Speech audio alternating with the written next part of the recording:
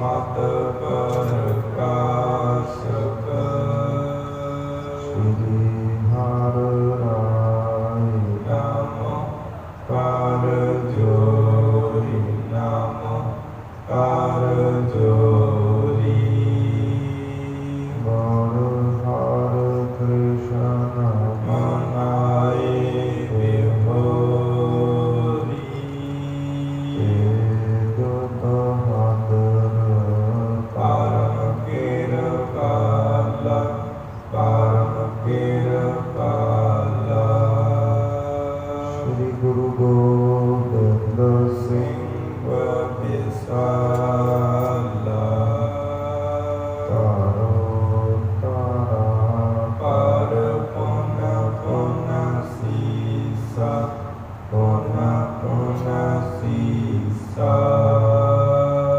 ਮੰਦੋ ਬਾਰ ਬਾਰ ਜਗਦੀਸਾ ਜਿਸ ਮਨ ਅੰਮ੍ਰਿਤ ਗਿਆਨ ਹੈ ਨਾਨਕ ਭਗਤ ਵੈਰਾਗ ਗੁਰੂ ਗ੍ਰੰਥ ਸਾਹਿਬ ਭੋਗਤ ਬੰਦੋ ਕਰ ਅਨੁਰਾਗ ਕਹਾਂ ਬੁੱਧ ਪ੍ਰਭ ਤੁਸ਼ ਹਮਾਰੀ बार न सके महिमा जो तुम्हारी हम न सकत कर सिफत तुम्हारी आप ले हो तुम कथा सुधारी हम न सकत कर सिफत तुम्हारी आप ले हो तुम कथा सुधारी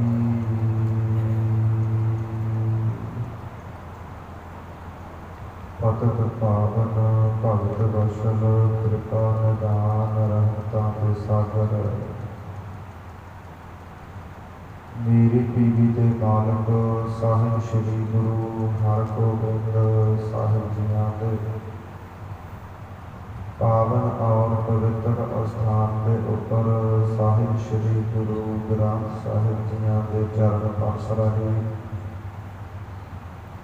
गुरु रूप गुरु खालसा साध संगत जी सतगुਰਾਂ ਦੀ ਅਪਾਰ ਕਿਰਪਾ ਬਖਸ਼ਿਸ਼ ਰਹਿਮਤ ਦਾ ਸਦਕਾ ਲੜੀਵਾਰ ਗੁਰ ਇਤਿਹਾਸ ਦੀਆਂ ਕਥਾ ਵਿਚਾਰਾਂ ਸਰਵਣ ਕਰ ਰਹੇ ਹਾਂ। ਆਪ ਵਿਚਾਰਾਂ ਦੀ ਸਾਂਝ ਪਾਉਣ ਤੋਂ ਪਹਿਲਾਂ ਗੁਰਦੇਵ ਸਤਿਗੁਰੂ गुरु गोबिंद सिंह साहिब जी द्वारा बख्शिश की गई फतेह दोहराइए विचारों की आरंभता करिए। आखो जी वाहिगुरु जी का खालसा वाहिगुरु जी की फतेह। धन साहिब श्री गुरु नानक देव जी के जीवन कौतुक विचार रहे हैं। महाराज अपनी तीसरी उदासी संपूर्ण करते हुए भाई मरदाने नौ खंडा के दर्शन कराते हुए वापस जम्मू की धरती तो होंदे हुए महाराज एक बंजारियां के नगर में आए ने जिथे बंजारियां का जो मुखी है उहदे घर एक पुत्र ने जन्म लिया है। जिस पुत्र दियां खुशियां मनाते हुए इस प्रकार रास्ते विच बैठा रब नजर नहीं आता, गुरु नानक नजर नहीं आता। भाई मरदाने ने सवाल किया कि महाराज इस नगर दियां लोकां ने सानू गति पर सत्कार नहीं दिता, सानू मान नहीं बख्शिया। वेखो किवें खुशियां दे अंदर मोह दे अंदर महाराज बजे हुए ने। धन साहिब श्री गुरु नानक देव जी कहते भाई मरदाना जी जिहड़ा ये जीवन है ना जिवें चारों पैरों का दिन और चारों पैरों की रात होती है, इदा ही ये जीवन चारों पैरों का है। जिहड़ा पहला पैर है परमेश्वर का हुक्म होता है, ਤੇ ਮਾਤਾ ਦੇ ਗਰਭ ਅੰਦਰ ਹੀ ਪਹਿਲਾ ਪੈਰ ਬਤੀਤ ਹੋ ਜਾਂਦਾ ਹੈ। ਦੂਸਰਾ ਪੈਰ ਜਦੋਂ ਜਨਮ ਹੁੰਦਾ ਹੈ, ਸਾਕ ਸੰਬੰਧੀ ਹੱਥੀਂ ਫੜ ਕੇ ਨਚਾਉਂਦੇ ਖਿਡਾਉਂਦੇ ਹਨ, ਭਾਵ ਬਚਪਨ ਦੇ ਵਿੱਚ ਬਤੀਤ ਹੋ ਜਾਂਦਾ ਹੈ। ਜਿਹੜਾ ਤੀਸਰਾ ਪੈਰ ਹੈ ਭਾਈ ਮਰਦਾਨਾ ਜੀ, ਜਵਾਨੀ ਆਉਂਦੀ ਹੈ, ਕੰਮਾਂ ਧੰਦਿਆਂ ਦੇ ਅੰਦਰ ਮਾਇਆ ਦੀ ਦੌੜ ਅੰਦਰ ਬਤੀਤ ਹੋ ਜਾਂਦਾ ਹੈ। ਤੇ ਜਿਹੜਾ ਚੌਥਾ ਪੈਰ ਹੈ ਜੀਵਨ ਦਾ, ਜਿਵੇਂ ਬੀਜੀਆਂ ਫਸਲਾਂ ਪੱਕ ਜਾਂਦੀਆਂ ਨੇ ਤੇ ਕਿਸਾਨ ਵੱਢ ਲੈਂਦੇ ਨੇ, ਇੱਦਾਂ ਹੀ ਜੀਵਨ ਪੱਕ ਜਾਂਦਾ ਹੈ, ਧੌਲੇ ਆ ਜਾਂਦੇ ਨੇ। ਤੇ ਭਾਈ ਮਰਦਾਨਾ ਜੀ ਪਰ ਜਾਨ ਉਸ ਜੀਵਨ ਰੂਪੀ ਪੱਕੀ ਫਸਲ ਨੂੰ ਵੱਢਣ ਵਾਸਤੇ ਆਉਂਦੇ ਨੇ ਤੇ ਜੀਵਨ ਵਿੱਚ ਵਿਚਰਦਿਆਂ ਕੀਤੇ ਗਏ ਕਰਮਾਂ ਅਨੁਸਾਰ ਤੇ ਜਦੋਂ ਸਵਾਸ ਨਿਕਲਦੇ ਨੇ ਆਖਰੀ ਸਮੇਂ, ਜੋ ਵੀ ਮਨੁੱਖ ਦੀ ਇੱਛਾ ਹੁੰਦੀ ਹੈ ਨਾ, ਜੈਸੀ ਮਨੁੱਖ ਦੀ ਦਿਸ਼ਾ ਹੁੰਦੀ ਹੈ, ਸਾਰੀ ਵਸਤ ਪ੍ਰਾਪਤ ਹੋਈ, ਜਿਸ ਸਿਓ ਲੱਗਾ ਹੈ ਉਹੀ ਜੀਵਨ ਉਹੀ ਜੂਨ ਪ੍ਰਾਪਤ ਹੁੰਦੀ ਹੈ, ਜਿਹਦੇ ਨਾਲ ਮਨੁੱਖ ਦਾ ਪ੍ਰੇਮ ਹੁੰਦਾ ਹੈ। ਸਤਿਗੁਰੂ ਜੀ ਬਖਸ਼ਿਸ਼ ਕਰਦੇ ਨੇ ਪਵਿੱਤਰ ਗੁਰਬਾਣੀ ਅੰਦਰ, ਅੰਤ ਕਾਲ ਜੋ ਲక్ష్ਮੀ ਸਿਮਰੈ, ਐਸੀ ਚਿੰਤਾ ਨਹਿ ਜੇ ਮਰੈ, ਸਰਪ ਜੋਨ ਵਲ ਵਲ ਅਵਤਰੈ, ਰੀ ਬਾਈ ਗੋਬਿੰਦ ਨਾਮ ਮਤ ਬੀਸਰਾ ਰਹਾਉ। ਅੰਤ ਕਾਲ ਜੋ ਲੜਕੇ ਸਿਮਰੈ, ਐਸੀ ਚਿੰਤਾ ਨਹਿ ਜੇ ਮਰੈ, ਸੂਕਰ ਜੋਨ ਵਲ ਵਲ ਅਵਤਰੈ। ਅੰਤ ਕਾਲ ਜੋ ਇਸਤਰੀ ਸਿਮਰੈ, ਐਸੀ ਚਿੰਤਾ ਨਹਿ ਜੇ ਮਰੈ, ਬੇਸਵਾ ਜੋਨ ਵਲ ਵਲ ਅਵਤਰੈ।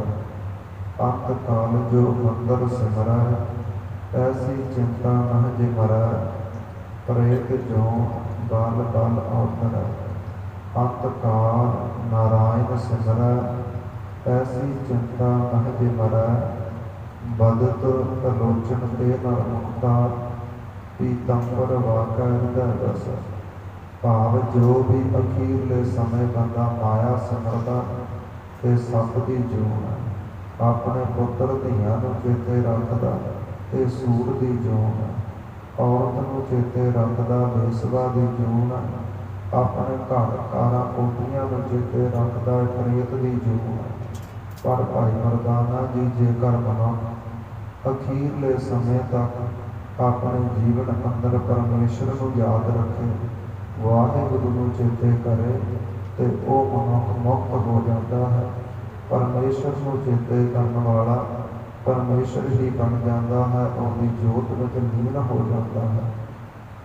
ਇੱਦਾਂ ਮਹਾਰਾਜ ਉਸ ਵਣਜਾਰਿਆਂ ਦੇ ਨਗਰ ਅੰਦਰ ਜਦੋਂ ਉਹਨਾਂ ਦੇ ਪੁੱਤਰ ਨੇ ਚੜ੍ਹਾਈ ਕੀਤੀ ਹੈ, ਦੁੱਖ ਦਾ ਸਮਾਂ ਆਇਆ, ਪੁੱਤਰ ਨੂੰ ਧਰਤੀ ਦੇ ਵਿੱਚ ਮਿੱਟੀ ਦੇ ਵਿੱਚ ਦੱਬ ਕੇ ਸਾਰਾ ਪਰਿਵਾਰ ਸਾਕ ਸੰਬੰਧੀ ਵਾਪਸ ਆਉਂਦੇ ਨੇ ਤੇ ਗੁਰੂ ਨਾਨਕ ਰੱਬ ਨਜ਼ਰ ਆਇਆ। ਪਰ ਮਹਾਰਾਜ ਜੀਆਂ ਨੇ ਬੜੀਆਂ ਬਖਸ਼ਿਸ਼ਾਂ ਕੀਤੀਆਂ ਉਹਨਾਂ ਤਾਈਂ ਕਿ ਤੁਹਾਡੇ ਘਰ ਅੰਦਰ ਫੇਰ ਪੁੱਤਰ ਜਨਮ ਲਵੇਗਾ, ਜੋ ਬੜਾ ਗੁਣੀ ਗਿਆਨੀ ਹੋਵੇਗਾ, ਨਾਮ ਰਸੀਆ ਹੋਵੇਗਾ। ਇੱਦਾਂ ਮਹਾਰਾਜ ਭਾਈ ਮਰਦਾਨੇ ਨੂੰ ਸਮਝਾਉਂਦੇ ਹੋਏ ਅੱਗੇ ਚੱਲੇ ਨੇ।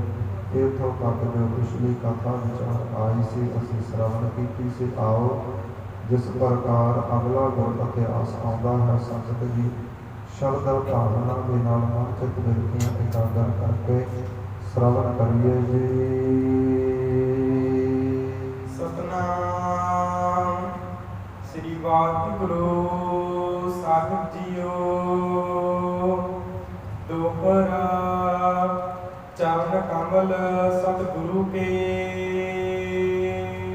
ਕਵੀ ਸੰਤੋਖ ਸਿੰਘ ਜੀ ਕਥਾ ਦੇ ਆਰੰਭਤਾ ਤੋਂ ਪਹਿਲਾਂ ਧੰਨ ਸਾਹਿਬ ਸ੍ਰੀ ਗੁਰੂ ਨਾਨਕ ਦੇਵ ਜੀਆਂ ਦੇ ਚਰਨਾਂ ਦਾ ਓਟ ਆਸਰਾ ਲੈਂਦੇ ਹੋਏ ਕਹਿੰਦੇ ਨੇ ਕਿ ਧੰਨ ਸਾਹਿਬ ਸ੍ਰੀ ਗੁਰੂ ਨਾਨਕ ਦੇਵ ਜੀਆਂ ਦੇ ਜੋ ਚਰਨ ਹਨ, ਸੁਖ ਕੋ ਸਦਨ ਪਛਾਨ। ਇਹ ਤਾਂ ਭਾਈ ਸੁੱਖਾਂ ਦਾ ਘਰ ਨੇ, ਸੁੱਖਾਂ ਦਾ ਮਹਿਲ ਹੈ, ਸੁੱਖਾਂ ਦਾ ਘਰ ਹਨ ਗੁਰੂ ਨਾਨਕ ਦੇ ਚਰਨ। ਇਹ ਸਰੋਤਾ ਜਨੋ ਪਛਾਣ ਲਵੋ। ਬਸਹੇ ਸਦਾ ਮਨ ਸਥਿਰ ਇਸ ਹਵੈ। ਪ੍ਰਕਾਰ ਜਿਸ ਦੇ ਹਿਰਦੇ ਅੰਦਰ ਸਤਿਗੁਰਾਂ ਦੇ ਚਰਨ ਵਸ ਜਾਂਦੇ ਨੇ ਤੇ ਉਹਨਾਂ ਦਾ ਮਨ ਵਿਸ਼ੇ ਵਿਕਾਰਾਂ ਤੋਂ ਦੁਨਿਆਵੀ ਪਦਾਰਥਾਂ ਤੋਂ ਟਿਕ ਜਾਂਦਾ ਹੈ ਲਹੇ ਪਰਮ ਕਲਿਆਣ। ਤੇ ਅੰਤਲੇ ਸਮੇਂ ਉਹ ਮਨੁੱਖ ਜਿਸ ਨੇ ਨਾਮ ਸਿਮਰਿਆ ਹੁੰਦਾ ਹੈ, ਗੁਰੂ ਘਰ ਅੰਦਰ ਸੇਵਾ ਸਿਮਰਨ ਕੀਤਾ ਹੁੰਦਾ ਹੈ, ਉਹ ਫਿਰ ਪਰਮ ਕਲਿਆਣ ਪਾਉਂਦਾ ਹੈ, ਉਸ ਨੂੰ ਮੁਕਤੀ ਪ੍ਰਾਪਤ ਹੁੰਦੀ ਹੈ। ਸ੍ਰੀ ਬਾਲਾ ਸੰਦਰ ਬਾਚ। ਅੰਮ੍ਰਿਤਸਰ ਜ਼ਿਲ੍ਹਾ ਹੈ ਖਡੂਰ ਸਾਹਿਬ ਦੀ ਧਰਤੀ ਗੁਰੂ ਅੰਗਦ ਦੇਵ ਜੀਆਂ ਦੀ ਪਵਿੱਤਰ ਹਜ਼ੂਰੀ ਅੰਦਰ ਸੁਲਤਾਨਪੁਰ ਲੋਧੀ ਦੇ ਰਹਿਣ ਵਾਲੇ ਭਾਈ ਕਾਲਾ ਮੁਖਾ ਇਹ ਕਥਾ ਲਿਖ ਰਹੇ ਨੇ। ਭਾਈ ਬਾਲਾ ਜੀ ਇਹ ਸਾਰੀ ਕਥਾ ਲਿਖਵਾ ਰਹੇ ਹਨ। ਚੌਪਈ ਸ੍ਰੀ ਅੰਗਦ ਸੁਣੀਏ ਗੁਣ ਭਵਨੰ। ਕਿ ਸ਼੍ਰੋਮਣੀ ਸਾਹਿਬ ਸ੍ਰੀ ਗੁਰੂ ਅੰਗਦ ਦੇਵ ਜੀ ਮਹਾਰਾਜ ਆਪ ਜੀ ਗੁਣਾਂ ਦੇ ਘਰ ਹੋ, ਆਉਣ ਵਾਲੀ ਕਥਾ ਸੁਣੋ ਜੀ। ਤਿਹਤੇ ਕੀਨ ਗੁਰੂ ਪੁਨ ਗਵਨੰ। ਇਸ ਪ੍ਰਕਾਰ ਬੰਜਾਰਿਆਂ ਦੇ ਨਗਰ ਤੋਂ ਫਿਰ ਗੁਰੂ ਨਾਨਕ ਪਾਤਸ਼ਾਹ ਨੇ ਸਾਨੂੰ ਨਾਲ ਲੈ ਕਰਕੇ ਅੱਗੇ ਚੱਲਣਾ ਕੀਤਾ ਹੈ। ਲਾਹੌਰ ਕੇ ਜਬ ਗਏ ਸਮੀਪਾ। ਇਸ ਪ੍ਰਕਾਰ ਜਦੋਂ ਪੰਜਾਬ ਦੇਸ਼ ਦੇ ਅੰਦਰ ਮਹਾਰਾਜ ਲਾਹੌਰ ਸ਼ਹਿਰ ਦੇ ਨਜ਼ਦੀਕ ਪਹੁੰਚੇ ਨੇ, ਕਰੀ ਸਫੈਦ ਬੇਦੀ ਕੁਲਦੀਪਾ। ਤੇ ਗੁਰੂ ਨਾਨਕ ਪਾਤਸ਼ਾਹ ਜੀ ਮਹਾਰਾਜ ਆ ਕਰਕੇ ਲਾਹੌਰ ਸ਼ਹਿਰ ਅੰਦਰ ਟਿਕੇ ਨੇ। ਉੱਥੇ ਮਹਾਰਾਜ ਬੈਠੇ ਹਨ। ਦੁਨੀ ਚੰਦ ਤਹ ਬਨੀਆਂ ਭਾਰੀ। ਇਸ ਪ੍ਰਕਾਰ ਲਾਹੌਰ ਸ਼ਹਿਰ ਦਾ ਇੱਕ ਬੜਾ ਭਾਰੀ ਬਾਣੀਆ ਹੈ ਜਿਸ ਦਾ ਨਾਮ ਦੁਨੀ ਚੰਦ ਹੈ। ਗੁਰ ਕੀਰਤ ਤਹ ਸੁਣੀ ਅਗਾਰੀ। ਜਿਸ ਨੇ ਗੁਰੂ ਨਾਨਕ ਪਾਤਸ਼ਾਹ ਬਾਰੇ ਪਹਿਲਾਂ ਵੀ ਸੁਣਿਆ ਹੈ ਪਰ ਹਲੇ ਤੱਕ ਦਰਸ਼ਨ ਨਹੀਂ ਕੀਤੇ। ਤਹ ਦਿਨ ਕੀਨੋ ਸਰਾਧ ਵਿਸਾਲਾ। ਜਿਸ ਦਿਨ ਗੁਰੂ ਨਾਨਕ ਪਾਤਸ਼ਾਹ ਜੀ ਲਾਹੌਰ ਵਿੱਚ ਆਏ ਨੇ, ਉਸ ਦਿਨ ਉਸ ਬਾਣੀਏ ਦੁਨੀ ਚੰਦ ਨੇ ਆਪਣੇ ਘਰ ਦੇ ਅੰਦਰ ਆਪਣੇ ਪਿਤਾ ਦਾ ਸ਼ਰਾਧ ਕੀਤਾ ਹੈ। ਕਦਕੀ ਬਰਸੀਨੀ ਲਖ ਕਾਲਾ। ਇਸ ਪ੍ਰਕਾਰ ਸੰਤ ਜੀ ਆਪਣੇ ਪਿਤਾ ਦੀ ਬਰਸ਼ੀ ਮਨਾ ਰਿਹਾ ਹੈ। ਸੁਣ ਕਰ ਆਗਮ ਕਿਰਪਾ ਨਿਕੇਤਾ। ਤੇ ਜਦੋਂ ਦੁਨੀ ਚੰਦ ਨੂੰ ਪਤਾ ਲੱਗਿਆ ਹੈ ਨਾ ਕਿ ਗੁਰੂ ਨਾਨਕ ਪਾਤਸ਼ਾਹ ਲਾਹੌਰ ਅੰਦਰ ਆਏ ਨੇ, ਸੋ ਆਵਾ ਲੈਨੇ ਕੇ ਹਿਤਾ। ਇਸ ਪ੍ਰਕਾਰ ਦੁਨੀ ਚੰਦ ਸ਼ਰਧਾ ਭਾਵਨਾ ਦੇ ਨਾਲ ਪਾਤਸ਼ਾਹ ਨੂੰ ਲੈਣ ਵਾਸਤੇ ਆਇਆ ਹੈ ਜੀ। ਪਰ ਅਰਬਿੰਦ ਸੋ ਬੰਧਨ ਕੀਨਾ। ਸਤਿਗੁਰਾਂ ਦੇ ਚਰਨਾਂ ਤੇ ਨਮਸਕਾਰ ਕੀਤੀ ਹੈ ਔਰ ਬੇਨਤੀ ਕਰਨ ਲੱਗਾ ਹੈ। ਬਿਨੈ ਭਨੀ ਬਹੁ ਹੋਇਓ ਦੀਨਾ। ਬੜਾ ਅਧੀਨ ਨਿਮਰਤਾ ਦੇ ਵਿੱਚ ਆ ਕਰਕੇ ਸਤਿਗੁਰਾਂ ਤਾਈਂ ਬੇਨਤੀਆਂ ਕਰਦਾ ਹੈ। ਪੂਰਨ ਪੁਰਖ ਲਖੋ ਹਮ ਪ੍ਰੀਤਾ। ਕਿ ਧੰਨ ਸਾਹਿਬ ਸ੍ਰੀ ਗੁਰੂ ਨਾਨਕ ਦੇਵ ਜੀ ਮਹਾਰਾਜ ਆਪ ਜੀ ਪੂਰਨ ਪੁਰਖ ਹੋ ਤੇ ਸਾਡਾ ਪ੍ਰੇਮ ਜਾਣੋ ਜੀ। ਚਲੋ ਸਦਨ ਕੋ ਕਰੋ ਪਨੀਤਾ। ਮਹਾਰਾਜ ਆਪ ਜੀ ਕਿਰਪਾ ਕਰੋ, ਸਾਡੇ ਘਰ ਜਾਣਾ ਕਰੋ, ਸਾਡੇ ਘਰ ਜਾ ਕਰਕੇ ਸਾਡੇ ਘਰ ਨੂੰ ਪਵਿੱਤਰ ਕਰੋ ਜੀ। ਤਹਿ ਲੋਕ ਕੈ ਪ੍ਰੇਮ ਵਿਸਾਲਾ। ਮਹਾਰਾਜ ਸਾਡੇ ਹਿਰਦਿਆਂ ਅੰਦਰ ਆਪਣੀ ਸ਼ਕਤੀ ਦੇ ਨਾਲ ਪੂਰਨ ਪ੍ਰੇਮ ਵੇਖੋ ਜੀ। ਕਮਲ ਕੀਓ ਉਠ ਸੰਗ ਕਿਰਪਾਲਾ। ਇਸ ਪ੍ਰਕਾਰ ਬਾਣੀਏ ਦਾ ਬੜਾ ਪ੍ਰੇਮ ਵੇਖ ਕਰਕੇ ਗੁਰੂ ਨਾਨਕ ਪਾਤਸ਼ਾਹ ਜੀ ਉੱਠੇ ਨੇ ਤੇ ਉਸ ਦੁਨੀ ਚੰਦ ਦੇ ਨਾਲ ਉਸਦੇ ਘਰ ਗਏ ਨੇ ਜੀ। ਉਦੋ ਸਦਨ ਜੋ ਆਦਕ ਵਿਚਿਤਰਾ। ਇਸ ਪ੍ਰਕਾਰ ਕਵੀ ਜੀ ਕਹਿੰਦੇ ਭਾਈ ਬਾਲਾ ਜੀ ਦੱਸ ਰਹੇ ਨੇ ਕਿ ਦੁਨੀ ਚੰਦ ਦਾ ਜਿਹੜਾ ਘਰ ਸੀ, ਮਹਿਲ ਸੀ, ਬੜਾ ਸੁੰਦਰ ਹੈ। ਤਹਾਂ ਬਸਾਏ ਪਰਮ ਪਵਿੱਤਰਾ। ਉੱਥੇ ਜਾ ਕਰਕੇ ਗੁਰੂ ਨਾਨਕ ਪਾਤਸ਼ਾਹ ਜੀਆਂ ਨੂੰ ਮਹਿਲਾਂ ਦੇ ਅੰਦਰ ਬਿਠਾਉਣਾ ਕੀਤਾ ਹੈ। ਆਪ ਸਰਾਧ ਸਰਬ ਕਰ ਬਾਬਾ। ਤੇ ਸਤਿਗੁਰਾਂ ਨੂੰ ਉੱਥੇ ਬਿਠਾ ਕਰਕੇ ਆਪ ਜਿੱਥੇ ਲੰਗਰ ਚੱਲ ਰਿਹਾ ਹੈ, ਭੰਡਾਰਾ ਵਰਤ ਰਿਹਾ ਹੈ, ਉਥੇ ਭੰਡਾਰਾ ਵਰਤਾ ਰਿਹਾ ਹੈ। ਬਹੁ ਵਿਪਰਨ ਕੋ ਭੋਜਨ ਖਵਾਵਾ। ਤੇ ਗੁਰੂ ਨਾਨਕ ਪਾਤਸ਼ਾਹ ਵੇਖ ਰਹੇ ਨੇ ਬੜੇ ਪੰਡਤਾਂ ਨੂੰ ਸੱਦਿਆ ਹੈ ਤੇ ਭੋਜਨ ਛਕਾਉਣਾ ਕੀਤਾ ਹੈ। ਜਾਪ ਸ੍ਰੀ ਗੁਰ ਕੇ ਗਇਓ ਸਮੀਪਾ। ਇਸ ਪ੍ਰਕਾਰ ਵਿਹਲਾ ਹੋ ਕਰਕੇ ਭੰਡਾਰਾ ਵਰਤਾ ਕਰਕੇ ਫਿਰ ਦੁਨੀ ਚੰਦ ਜਦੋਂ ਗੁਰੂ ਨਾਨਕ ਦੇਵ ਜੀਆਂ ਦੇ ਕੋਲ ਗਿਆ ਹੈ ਤਬ ਬੋਲੇ ਬੇਦੀ ਕੁਲਦੀਪਾ। ਦੁਨੀ ਚੰਦ ਨੂੰ ਕੋਲ ਸੱਦ ਕਰਕੇ ਮਹਾਰਾਜ ਬੋਲੇ ਨੇ ਕਹਿ ਕਾਰਨ ਤੇ ਕੀਨ ਆਹਾਰਾ। ਕਿ ਦੁਨੀ ਚੰਦ ਜੀ ਜਿਹੜਾ ਇਹ ਭੰਡਾਰਾ ਕੀਤਾ ਹੈ ਇਹ ਭਲਾ ਕੀ ਕਾਰਨ ਹੈ, ਕਾਹਦੇ ਵਾਸਤੇ ਕੀਤਾ ਹੈ। ਬਹੁਤੇ ਨਰਨ ਬੁਲਾਏ ਖਵਾਰਾ। ਤੁਹਾਡੇ ਘਰ ਦੇ ਅੰਦਰ ਸਾਰਾ ਹੀ ਲਾਹੌਰ ਸ਼ਹਿਰ ਇਕੱਠਾ ਹੋਇਆ ਹੈ। ਭੀੜ ਭੂਰ ਤੇਰੇ ਕਰਮਾਹੀ। ਕਿੰਨੇ ਲੋਕਾਂ ਦੀ ਭੀੜ ਲੱਗੀ ਹੈ, ਕਿੰਨੇ ਆਉਂਦੇ ਨੇ, ਕਿੰਨੇ ਛੱਕ ਕੇ ਮੁੜਦੇ ਨੇ। ਕਹੋ ਬਿਰਤਾਂਤ ਸਭੈ ਹਮ ਪਾਹੀ। ਸਾਨੂੰ ਦੱਸਣਾ ਕਰੋ ਇਹ ਭੋਜਨ ਕਾਹਦੇ ਵਾਸਤੇ ਛਕਾ ਰਹੇ ਹੋ। ਦੁਨੀ ਚੰਦ ਦਊ ਕਰ ਬੰਦੇ। ਦੁਨੀ ਚੰਦ ਨੇ ਸੰਗਤ ਜੀ ਦੋਨੋਂ ਹੱਥ ਜੋੜੇ ਨੇ। ਬੋਲਿਓ ਸੁਣੀਏ ਪ੍ਰਭੂ ਮੁਕੰਦੇ। ਇਹ ਮੁਕਤੀ ਦਾਤੇ ਗੁਰੂ ਨਾਨਕ ਪਾਤਸ਼ਾਹ ਜੀ ਆਪ ਜੀਆਂ ਨੇ ਪੁੱਛਿਆ ਹੈ, ਮੈਂ ਦੱਸਦਾ ਹਾਂ। ਦਿਵਸ ਆਜ ਕੇ ਮੇਰੋ ਤਾਤਾ। ਮਹਾਰਾਜ ਅੱਜ ਦੇ ਦਿਨ ਅੱਜ ਤੋਂ 1 ਸਾਲ ਪਹਿਲਾਂ ਜੀ ਗਾ ਪਰ ਲੋਕ ਹੁਤੋ ਬਖਿਆਤਾ। ਮੇਰੇ ਪਿਤਾ ਦੀ ਮੌਤ ਹੋਈ ਸੀ, ਉਹ ਪਰਲੋਕ ਗਿਆ ਸੀ, ਮੈਂ ਬੜਾ ਦੁਖੀ ਹੋਇਆ ਸੀ। ਤਹਿ ਨਮਿਤ ਮੈਂ ਕੀਨ ਆਹਾਰਾ। ਮਹਾਰਾਜ ਇਸ ਲਈ ਸਾਲ ਬਾਅਦ ਆਪਣੇ ਪਿਤਾ ਦਾ ਸਰਾਧ ਕਰਦਾ ਹਾਂ, ਵਰਸ਼ੀ ਮਨਾਉਂਦਾ ਹਾਂ। ਭਾਰੀ ਭੋਜਨ ਸਵਾਦਲਾ ਤਿਆਰ ਕੀਤਾ ਹੈ, ਲੋਕਾਂ ਤਾਈਂ ਛਕਾਇਆ ਹੈ। ਪੁਰ ਕੇ ਵਿਪਰਨ ਸਰਬ ਖਵਾਰਾ। ਇਸ ਪ੍ਰਕਾਰ ਜਿਹੜੇ ਨਗਰ ਦੇ ਪੰਡਤ ਹਨ ਉਹਨਾਂ ਨੂੰ ਭੋਜਨ ਛਕਾਉਣਾ ਕੀਤਾ ਹੈ, ਕਿਉਂਕਿ ਪੁਰਾਤਨ ਸਮਿਆਂ ਦੇ ਅੰਦਰ ਜਿਹੜਾ ਸਨਾਤਨ ਧਰਮ ਹੈ, ਹਿੰਦੂ ਧਰਮ ਇਹ ਮੰਨਦਾ ਹੈ ਕਿ ਸੂਰਜ ਨੂੰ ਜਲ ਦਈਏ ਤੇ ਜਿਹੜੇ ਵੱਡੇ ਵਡੇਰੇ ਮਰੇ ਹਨ ਨਾ ਉਹਨਾਂ ਤਾਈਂ ਜਲ ਪਹੁੰਚਦਾ ਹੈ। ਪੰਡਤਾਂ ਤਾਈਂ ਸੰਗਤਾਂ ਤਾਈਂ ਭੋਜਨ ਛਕਾਈਏ ਤੇ ਜਿਹੜੇ ਵੱਡੇ ਵਡੇਰੇ ਮਰੇ ਹਨ ਉਹਨਾਂ ਤਾਈਂ ਵੀ ਭੋਜਨ ਪਹੁੰਚਦਾ ਹੈ। ਇੱਦਾਂ ਜਾਣ ਕਰਕੇ ਦੁਨੀ ਚੰਦ ਨੇ ਇਹ ਸ਼ਰਾਧ ਇਸ ਪ੍ਰਕਾਰ ਦਰਸ਼ੀ ਮਨਾਈ ਹੈ। ਪੁਨ ਬੂਝਿਓ ਸ੍ਰੀ ਨਾਨਕ ਤਾਹੀ। ਇਸ ਪ੍ਰਕਾਰ ਫਿਰ ਦੁਨੀ ਚੰਦ ਤਾਈਂ ਗੁਰੂ ਨਾਨਕ ਦੇਵ ਜੀ ਮਹਾਰਾਜ ਪੁੱਛਣ ਲੱਗੇ ਨੇ ਤਬ ਪਿਤ ਪ੍ਰਾਪਤ ਭਇਓ ਕੇ ਨਾਹੀ। ਮਹਾਰਾਜ ਪੁੱਛਦੇ ਨੇ ਕਿ ਦੁਨੀ ਚੰਦ ਜੀ ਭਲਾ ਦੱਸੋ ਤੁਹਾਡੇ ਪਿਤਾ ਨੂੰ ਇਹ ਭੋਜਨ ਪ੍ਰਾਪਤ ਹੋਇਆ ਹੈ, ਉਹਨਾਂ ਤਾਈਂ ਪਹੁੰਚਿਆ ਹੈ ਜਾਂ ਨਹੀਂ। ਦੁਨੀ ਚੰਦ ਕਹੈ ਲਖੋ ਨਾ ਕੋ।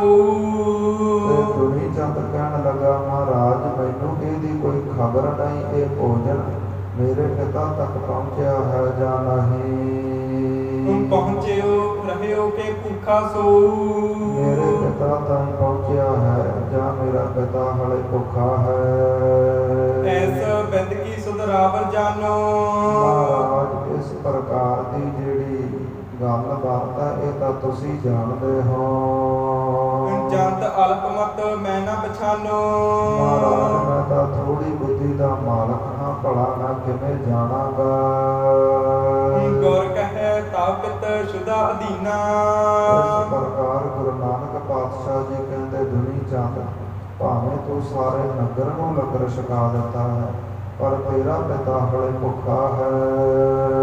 ਭੁੱਖੇ ਬਾਸੁਰ ਬੀਤੇ ਤੀਨਾ। ਉਹ ਅੱਜ ਦਾ ਭੁੱਖਾ ਨਹੀਂ, ਉਹਨੂੰ ਤਾਂ 3 ਦਿਨ ਬਤੀਤ ਹੋ ਗਏ ਨੇ, 3 ਦਿਨਾਂ ਦਾ ਭੁੱਖਾ ਹੈ। ਬੈਠਿਓ ਅਬਹੇਸ਼ ਦਾਤਰ ਸੋ। ਤੇ ਭੁੱਖ ਦੇ ਨਾਲ ਦੁਖੀ ਹੋ ਕੇ ਬੈਠਾ ਹੈ। ਤਾਹੀ ਨਾ ਪਹੁੰਚਿਓ ਭੋਜਨ ਕੋ। ਤੇਰਾ ਛਕਾਇਆ ਭੋਜਨ ਤੇਰੇ ਪਿਤਾ ਤੱਕ ਨਹੀਂ ਪਹੁੰਚਿਆ ਜੀ। ਇਸ ਪ੍ਰਕਾਰ ਕੇ ਬਚਨ ਸੁਨੇ ਜਬ। ਇਸ ਪ੍ਰਕਾਰ ਜਦੋਂ ਗੁਰੂ ਨਾਨਕ ਦੇਵ ਜੀਆਂ ਦੇ ਬਚਨ ਸੁਣੇ ਹਨ ਨਿਮਰ ਭਇਓ ਬੂਝਤ ਪਾਪਨ ਤਬ। ਨਿਮਰਤਾ ਦੇ ਵਿੱਚ ਆ ਕਰਕੇ ਸਤਿਗੁਰਾਂ ਤਾਈਂ ਪੁੱਛਦਾ ਹੈ। ਕਹਿ ਸਥਾਨ ਮੈਂ ਭੁੱਖਾ ਬੈਸਾ। ਮਹਾਰਾਜ ਭਲਾ ਦੱਸਣਾ ਕਰੋ ਮੇਰਾ ਪਿਤਾ ਕਿੱਥੇ ਭੁੱਖਾ ਬੈਠਾ ਹੈ। ਕਹੋ ਕਿਰਪਾ ਚਾਕਰ ਤਹਿ ਤਨ ਕੈਸਾ। ਮਹਾਰਾਜ ਮੇਰੇ ਪਿਤਾ ਨੇ ਕਿਹੜੀ ਜੂਮੀ ਪਾਈ ਹੈ, ਕਿਸ ਜੂਨ ਕਿਸ ਸਰੀਰ ਅੰਦਰ ਬੈਠਾ ਹੈ। ਹੇਤ ਬਤਾਵਨ ਬੈਣ ਤੇ ਲਾਏ। ਗੁਰੂ ਨਾਨਕ ਪਾਤਸ਼ਾਹ ਨੇ ਬੇਨਤੀਆਂ ਸੁਣੀਆਂ ਤੇ ਦੱਸਣ ਵਾਸਤੇ ਮਹਾਰਾਜ ਬੋਲੇ ਨੇ। ਤਾਪਤ ਬ੍ਰਿਕ ਦੇਹੀ ਕੋ ਤੇ ਪਾਏ। ਦੁਨੀ ਚੰਦ ਜਿਹੜਾ ਤੇਰਾ ਪਿਤਾ ਹੈ, ਉਹਨੇ ਤਾਂ ਇਸ ਪ੍ਰਕਾਰ ਬਘਿਆੜ ਦੀ ਜੂਨ ਮਿਲੀ ਹੈ, ਬਘਿਆੜ ਦੀ ਜੂਨ ਵਿੱਚ ਬੈਠਾ ਹੈ।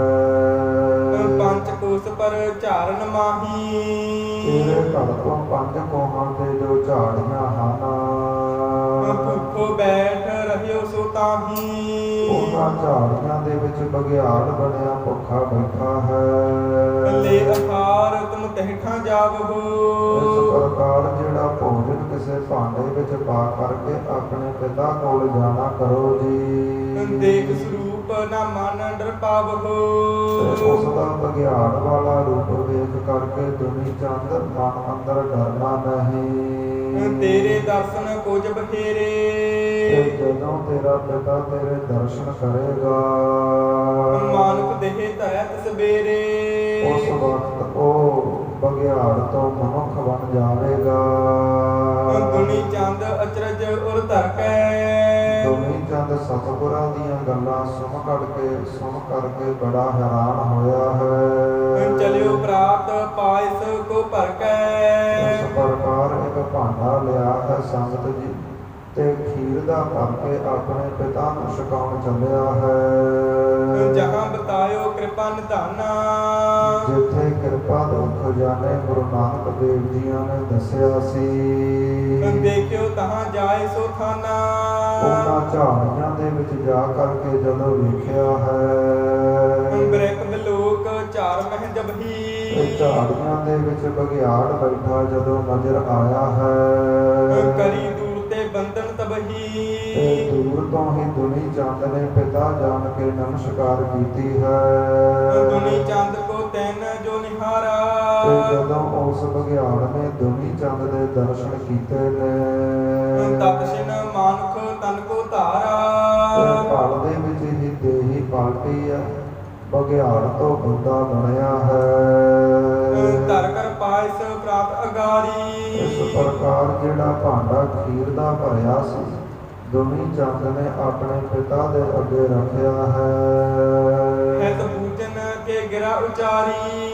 ਤੇ ਆਪਣੇ ਪਿਤਾ ਤਾਈਂ ਇੱਕ ਸਵਾਲ ਪੁੱਛਿਆ ਹੈ। ਤੁਮ ਧਰਮਾਤਮ ਥੇ ਸਭ ਭਾਂਤੀ। ਕਿ ਮੇਰੇ ਪਿਤਾ, ਤੁਸੀਂ ਤਾਂ ਬੜੇ ਧਰਮੀ ਬੰਦੇ ਸੀ, ਤੁਸੀਂ ਤਾਂ ਬੜੇ ਧਰਮ ਦੇ ਕਰਮ ਕਰਦੇ ਸਨ। ਸੁਭ ਕਾਰਜ ਮਹਿ ਮਤ ਦਿਨ ਰਾਤੀ। ਤੇ ਦਿਨ ਰਾਤ ਤੁਸੀਂ ਧਰਮ ਦੇ ਕਰਮ ਕਮਾਉਂਦੇ, ਬੜੇ ਚੰਗੇ ਕੰਮ ਕਰਦੇ ਸੀ। ਕਿਉਂ ਕਰ ਦੇਖ ਬ੍ਰਿਕ ਕੀ ਤੇ ਪਾਈ। ਫਿਰ ਤੁਹਾਨੂੰ ਇਹ ਬਘਿਆੜ ਦੀ ਜੂਨ ਕਿਵੇਂ ਪ੍ਰਾਪਤ ਹੋਈ ਹੈ? ਇਹ ਪ੍ਰਸੰਗ ਮੁਝ ਦੇਹੋ ਸੁਨਾਈ। ਮੇਰੇ ਪਿਤਾ ਮੈਨੂੰ ਇਹ ਸਾਰੀ ਗੱਲ, ਸਾਰੀ ਵਾਰਤਾਲਾਪ ਦੱਸੋ ਜੀ। ਆਪ ਬ੍ਰਿਕ ਦੇਖ ਤਜੀ ਹੈ ਜੈਸੇ। ਤੇ ਹੁਣ ਤੁਸੀਂ ਇਹ ਬਘਿਆੜ ਦੀ ਦੇਹੀ ਕਿਵੇਂ ਪਲਟ ਲਈ, ਕਿਵੇਂ ਮਨੁੱਖ ਬਣੇ ਹੋ? ਮਾਨਖ ਤਨ ਪਾਇਓ ਕਹੋ ਤੇ ਕੈਸੇ। ਕਿਵੇਂ ਮਨੁੱਖ ਬਣ ਗਏ, ਕਿਵੇਂ ਦੁਬਾਰੇ ਮਨੁੱਖਾ ਦੇਹੀ ਵਿੱਚ ਆਏ, ਮੈਨੂੰ ਦੱਸਣਾ ਕਰੋ। ਬੋਲਿਓ ਤਬ ਸੋ ਸੁਨੋ ਬਿਰਤਾਂਤਾ। ਤੇ ਦੁਨੀ ਚੰਦ ਦਾ ਪਿਤਾ ਬੋਲਿਆ, ਹੈ ਪੁੱਤਰ ਜੀ ਸੁਣਨਾ ਕਰੋ। ਜਿਉ ਬੀਤੀ ਮਮ ਪਾਛਲ ਬਾਤਾ। ਜਿਵੇਂ ਮੇਰੇ ਨਾਲ ਇਹ ਸਾਰੀ ਹੱਡ ਬੀਤੀ ਹੈ, ਸੁਣਨਾ ਕਰੋ। ਦੋਹਰਾ ਮ੍ਰਿਤੂ ਸਮਾ ਜਬ ਮੁਝ ਭਇਓ। ਤੇ ਮੇਰੇ ਪੁੱਤਰ, ਜਦੋਂ ਮੇਰਾ ਅਖੀਰਲਾ ਸਮਾਂ ਸੀ, ਮੈਨੂੰ ਮੌਤ ਆਉਣ ਵਾਲੀ ਸੀ, ਮੈਂ ਬਿਮਾਰੀਆਂ ਦੇ ਨਾਲ ਪੀੜਤ ਹੋ ਕਰਕੇ ਮੰਜੇ ਤੇ ਪਿਆ ਸੀ। ਤਬ ਇੱਕ ਨਰ ਤਹਿ ਥਾਨ। ਤੇ ਇਸ ਪ੍ਰਕਾਰ ਉਦੋਂ ਉਸ ਸਮੇਂ ਆਪਣੇ ਇੱਕ ਗਵਾਂਢੀ ਨੇ ਮੀਨ ਮਾਸ ਰੀਦਤ ਹੁਤੋ। ਇਸ ਪ੍ਰਕਾਰ ਉਹਨੇ ਆਪਣੇ ਘਰ ਦੇ ਵਿੱਚ ਮੱਛੀ ਦਾ ਮਾਸ ਬਣਾਉਣਾ ਕੀਤਾ ਸੀ। ਤਹਿ ਧੁਨ ਸੁਨ ਕਰ ਕਾਨ। ਇਸ ਪ੍ਰਕਾਰ ਜਦੋਂ ਮਾਸ ਨੂੰ, ਮੀਟ ਨੂੰ ਲੱਗਦੇ ਹੋਏ ਤੜਕਿਆਂ ਦੀਆਂ ਧੁਨਾਂ, ਛਾਂ ਦੀਆਂ ਧੁਨਾਂ ਜਦੋਂ ਮੇਰੇ ਕੰਨਾਂ ਵਿੱਚ ਪਈਆਂ ਨੇ, ਖਾਵਨ ਕੋ ਮਮਲ ਲਚਾਇਓ। ਤੇ ਮੈਂ ਜ਼ਿੰਦਗੀ ਦੇ ਵਿੱਚ ਇਸ ਪ੍ਰਕਾਰ ਭਾਵੇਂ ਬਹੁਤ ਘੱਟ ਮਾਸ ਖਾਧਾ ਸੀ, ਪਰ ਅੰਤਲੇ ਸਮੇਂ ਜਦੋਂ ਮੇਰੇ ਮਾਸ ਖਾਣ ਦੀ ਇੱਛਾ ਜਾਗੀ ਹੈ ਨਾ, ਲੱਗਦੇ ਹੋਏ ਤੜਕੇ ਵੇਖ ਕਰਕੇ, ਤੜਕਿਆਂ ਦੀਆਂ ਆਵਾਜ਼ਾਂ ਆਉਂਦੀ ਹੋਈ ਵਾਸ਼ਨਾ ਨੂੰ ਵੇਖ ਕਰਕੇ ਮੇਰੇ ਹਿਰਦੇ ਅੰਦਰ ਮੀਟ ਖਾਣ ਦੀ ਇੱਛਾ ਜਾਗੀ ਸੀ। ਸੋ ਮੇਰੇ ਤਬ ਹੱਥ ਨ ਆਇਓ। ਪਰ ਮੈਂ ਮੀਟ ਖਾਧਾ ਨਹੀਂ, ਮੇਰੇ ਹੱਥ ਨਹੀਂ ਆਇਆ ਮੀਟ, ਮੈਂ ਖਾਧਾ ਨਹੀਂ, ਕੇਵਲ ਮਨ ਵਿੱਚ ਸੋਚਿਆ ਹੀ ਸੀ। ਭਇਓ ਮ੍ਰਿਤਕ ਇਹ ਦੇਹੀ ਪਾਈ। ਤੇ ਬਸ ਸੋਚਣ ਦਾ ਹੀ ਪਾਪ ਕਮਾਇਆ ਹੈ, ਤੇ ਮੈਨੂੰ ਇਸ ਪ੍ਰਕਾਰ ਜਿਹੜੀ ਮੀਟ ਬਾਰੇ ਸੋਚਣ ਦੀ ਬਾਬਤ ਹੀ ਇਹ ਬਘਿਆੜ ਦੀ ਜੂਨੀ ਪ੍ਰਾਪਤ ਹੋਈ ਹੈ। ਸੰਗਤ ਜੀ ਵੇਖੋ ਕੈਸਾ ਸੋਚਣ ਦਾ ਪਾਪ ਹੈ, ਮਾਸ ਬਾਰੇ ਸੋਚਿਆ ਹੈ ਤੇ ਬਘਿਆੜ ਦੀ ਜੂਨੀ ਪ੍ਰਾਪਤ ਹੋਈ ਹੈ। ਤੇ ਜਿਹੜੇ ਇਸ ਪ੍ਰਕਾਰ ਆਪਣੇ ਜੀਭ ਦੇ ਸਵਾਦ ਲਈ ਖਾਂਦੇ ਨੇ, ਜਿਨ੍ਹਾਂ ਨੂੰ ਦਾਲ ਸਬਜ਼ੀ ਚੰਗੀ ਨਹੀਂ ਲੱਗਦੀ, ਮੀਟ ਦੇ ਨਾਲ ਰੋਟੀ ਖਾਣੀ ਪਸੰਦ ਕਰਦੇ ਨੇ, ਤੇ ਉਹ ਕੈਸੀਆਂ ਜੂਨਾਂ ਭੋਗਣਗੇ। ਗੁਰੂ ਗ੍ਰੰਥ ਸਾਹਿਬ ਜੀ ਮਹਾਰਾਜ ਬਖਸ਼ਿਸ਼ ਕਰਦੇ ਨੇ ਕਿ ਇਸ ਪ੍ਰਕਾਰ ਜਿਹੜੇ ਭਾਈ ਮਾਸ ਖਾਂਦੇ ਨੇ, ਜਿਸ ਜੀਵ ਨੂੰ ਮਾਰਦੇ ਨੇ, ਮਰਾਉਂਦੇ ਨੇ ਕੋਲੇ ਖੜ ਕੇ, ਤੇ ਜਿੰਨੇ ਵਾਰੀ ਉਹ ਖਾਂਦੇ ਨੇ ਨਾ, ਓਨੀ ਵਾਰੀ ਉਹ ਜੂਨੀ ਮਿਲੇਗੀ ਤੇ ਆਪਣਾ ਆਪ ਮਾਰ ਕੇ ਖਵਾਉਣਾ ਪਵੇਗਾ। ਭਾਵ ਜਿੰਨੀ ਵਾਰੀ ਜੀਵ ਖਾਧਾ ਹੈ, ਓਨੀ ਵਾਰੀ ਆਪਣੇ ਆਪ ਨੂੰ ਖਵਾਉਣਾ ਪਵੇਗਾ, ਉਹੀ ਜੂਨੀ ਭੋਗਣੀ ਪਵੇਗੀ। ਇਸ ਪ੍ਰਕਾਰ ਜਿਹੜੇ ਖਾਣ ਵਾਲਿਆਂ ਦਾ ਕੀ ਹਾਲ ਹੋਵੇਗਾ ਜਦੋਂ ਸੋਚਣ ਦੇ ਨਾਲ ਹੀ ਐਸੀਆਂ ਜੂਨਾਂ ਪ੍ਰਾਪਤ ਹੁੰਦੀਆਂ ਨੇ। ਰਹੀ ਬਾਸਨਾ ਠਹਿਰ ਜਹਾਈ। ਇਸ ਪ੍ਰਕਾਰ ਜਿਹੜੀ ਮੇਰੇ ਅਖੀਰਲੇ ਸਮੇਂ ਵਾਸ਼ਨਾ ਬਣੀ ਨਾ ਮਨ ਦੇ ਅੰਦਰ, ਉਹੀ ਜੂਨ ਮੈਨੂੰ ਪ੍ਰਾਪਤ ਹੋਈ ਹੈ। ਪੂਰਨ ਪਰਖ ਤੋਹੇ ਕਰ ਆਵਾ। ਤੇ ਪੁੱਤਰ ਜੀ ਹੁਣ ਤੇਰੇ ਘਰ ਦੇ ਅੰਦਰ ਪੂਰਨ ਪਰਖ ਧੰਨ ਸਾਹਿਬ ਸ੍ਰੀ ਗੁਰੂ ਨਾਨਕ ਦੇਵ ਜੀ ਆਏ ਨੇ। ਦਾਸ ਪਵਿੱਤਰ ਤਾਹੇ ਤੈ ਪਾਵਾ। ਤੇ ਤੂੰ ਐਸੀ ਪਵਿੱਤਰ ਰੂਹ, ਐਸੇ ਪਰਮੇਸ਼ਰ ਦੇ ਤੂੰ ਦਰਸ਼ਨ ਕੀਤੇ ਨੇ। ਤੇਰੋ ਦਰਸ਼ਨ ਮੈਂ ਕਰ ਲੀਨੋ। ਤੇ ਪੁੱਤਰ ਜੀ ਤੂੰ ਗੁਰੂ ਦੇ ਦਰਸ਼ਨ ਕੀਤੇ ਨੇ, ਤੇ ਤੇਰੇ ਦਰਸ਼ਨ ਮੈਂ ਕੀਤੇ ਹਨ। ਐਓ ਮਾਨਕ ਤਨ ਭਾ ਮਨ ਚੀਨੋ। ਦੇਖੋ ਤੇਰੇ ਦਰਸ਼ਨ ਕਰਨ ਦੇ ਨਾਲ ਹੀ ਮੈਨੂੰ ਮਨੁੱਖਾ ਦੇਹੀ ਪ੍ਰਾਪਤ ਹੋਈ ਹੈ। ਦੇਖੋ ਸੰਗਤ ਜੀ, ਜਦੋਂ ਕੋਈ ਗੁਰੂ ਦੇ ਦਰਸ਼ਨ ਕਰਕੇ ਆਵੇ, ਰਸਤੇ ਦੇ ਵਿੱਚ ਮਿਲੇ ਨਾ, ਤੇ ਉਹਨੂੰ ਨਮਸਕਾਰ ਕਰਨੀ ਚਾਹੀਦੀ ਹੈ। ਉਹਦੇ ਬਾਰੇ ਭੈੜੇ ਬੋਲ ਨਹੀਂ ਬੋਲਣੇ ਚਾਹੀਦੇ ਕਿ ਇਹ ਤਾਂ ਵਿਹਲਾ ਹੈ, ਇਹ ਤਾਂ ਹੀ ਕਥਾ ਕੀਰਤਨਾਂ ਵਿੱਚ ਜਾਂਦਾ ਹੈ, ਸਾਨੂੰ ਤਾਂ ਕੰਮ ਤੋਂ ਵਿਹਲ ਹੀ ਨਹੀਂ, ਇਹ ਤਾਂ ਹਨੇਰੇ ਹੀ ਉੱਠ ਕੇ ਗੁਰੂ ਘਰ ਨੂੰ ਚੱਲ ਪੈਂਦਾ ਹੈ। ਇੱਦਾਂ ਦੇ ਵਚਨ ਅਸੀਂ ਚੌਂਕੜੀਆਂ ਤੇ ਬੈਠ ਕਰਕੇ ਇੱਦਾਂ ਗੱਲਾਂ ਕਰਦੇ ਹਾਂ। ਤੇ ਜਿਹੜੇ ਗੁਰੂ ਦੇ ਦਰਸ਼ਨ ਕਰਕੇ ਆਇਆ ਹੋਵੇ, ਉਹਦੇ ਦਰਸ਼ਨ ਕਰਨ ਦੇ ਨਾਲ ਜੇਕਰ ਜੂਨ ਕੱਟੀ ਜਾਂਦੀ ਹੈ, ਤੇ ਆਪ ਗੁਰੂ ਘਰ ਚੱਲ ਕੇ ਆਈਏ, ਆਪ ਗੁਰੂ ਗ੍ਰੰਥ ਸਾਹਿਬ ਜੀ ਦੇ ਦਰਸ਼ਨ ਕਰੀਏ, ਤੇ ਕੈਸਾ ਫਲ ਪ੍ਰਾਪਤ ਹੋਵੇਗਾ। ਪੁਰਾਤਨ ਸਮਿਆਂ ਦੇ ਵਿੱਚ ਜਦੋਂ ਜਥੇ ਦੇ ਸਨ, ਸ਼੍ਰੀ ਹਜ਼ੂਰ ਸਾਹਿਬ ਦਰਸ਼ਨਾਂ ਨੂੰ ਜਾਇਆ ਕਰਦੇ ਸਨ, ਤੇ ਦਰਸ਼ਨ ਕਰਕੇ ਜਦੋਂ ਵਾਪਸ ਆਉਂਦੇ ਸਨ, ਤੇ ਸਾਰੇ ਜਥੇ ਦੇ ਸਿੰਘ ਉਹਨਾਂ ਦੇ ਪੈਰੀਂ ਹੱਥ ਲਾਉਂਦੇ ਸਨ, ਤੇ ਉਹਨਾਂ ਨੂੰ ਹਜ਼ੂਰੀਏ ਹਜ਼ੂਰੀਏ ਕਹਿ ਕੇ ਬੁਲਾਇਆ ਜਾਂਦਾ ਸੀ ਸਤਿਕਾਰ ਦੇ ਨਾਲ, ਕਿਉਂਕਿ ਉਹ ਸ਼੍ਰੀ ਹਜ਼ੂਰ ਸਾਹਿਬ ਸਤਿਗੁਰਾਂ ਦੇ ਪਾਵਨ ਤਖਤ ਦੇ ਦਰਸ਼ਨ ਕਰਕੇ ਆਉਂਦੇ ਸਨ। ਤੇ ਭਾਈ ਬਾਲਾ ਜੀ ਦੱਸ ਰਹੇ ਨੇ ਕਥਾ ਦੇ ਅੰਦਰ ਕਿ ਦੁਨੀ ਚੰਦ ਦਾ ਪਿਤਾ ਕਹਿ ਰਿਹਾ ਹੈ, ਜਦੋਂ ਉਹਨੇ ਸਵਾਲ ਕੀਤਾ ਹੈ ਦੁਨੀ ਚੰਦ ਨੇ ਕਿ ਆਪ ਜੀ ਬਘਿਆੜ ਦੀ ਦੇਹ ਪਲਟ ਕੇ ਮਨੁੱਖ ਕਿਵੇਂ ਬਣੇ, ਤੇ ਦੁਨੀ ਚੰਦ ਦਾ ਪਿਤਾ ਕਹਿੰਦਾ, ਪੁੱਤਰ ਤੇਰੇ ਘਰ ਦੇ ਅੰਦਰ ਧੰਨ ਸਾਹਿਬ ਸ੍ਰੀ ਗੁਰੂ ਨਾਨਕ ਦੇਵ ਜੀ ਆਏ ਨੇ, ਤੂੰ ਉਹਨਾਂ ਦੇ ਦਰਸ਼ਨ ਕੀਤੇ ਨੇ, ਤੇ ਮੈਂ ਤੇਰੇ ਦਰਸ਼ਨ ਕੀਤੇ ਨੇ। ਐਸਾ ਫਲ ਹੈ ਗੁਰੂ ਦੇ ਦਰਸ਼ਨਾਂ ਦਾ, ਐਸਾ ਫਲ ਹੈ ਸਤਸੰਗ ਦਾ ਗੁਰੂ ਦੇ। ਇਸ ਪ੍ਰਕਾਰ ਤਾਂ ਹੀ ਮੇਰੀ ਇਹ ਦੇਹੀ ਕੱਟੀ ਹੈ। ਪੂਰਬ ਕਰਮ ਜਗੇ ਅਬ ਮੇਰੇ। ਇਸ ਪ੍ਰਕਾਰ ਮੇਰੇ ਪੂਰਬਲੇ ਜਿਹੜੇ ਕਰਮ ਹਨ, ਚੰਗੇ ਕਰਮ, ਉਹ ਜਾਗ ਪਏ ਨੇ। ਇਸ ਕਰਕੇ ਮੇਰਾ ਇਹ ਜਿਹੜੀ ਦੇਹੀ ਸੀ ਬਘਿਆੜ ਦੀ, ਇਹ ਸਾਰੀ ਜੂਨ ਕੱਟੀ ਗਈ ਹੈ। ਉੱਤਮ ਗਤ ਪਾਈ ਬਿਨ ਤੇ ਦੇਰੇ। ਬਿਨਾਂ ਦੇਰ ਤੋਂ ਭਾਈ ਬਾਲਾ ਜੀ ਕਹਿੰਦੇ ਦੁਨੀ ਚੰਦ ਦੇ ਪਿਤਾ ਨੇ ਉੱਤਮ ਗਤੀ ਪ੍ਰਾਪਤ ਕੀਤੀ ਹੈ।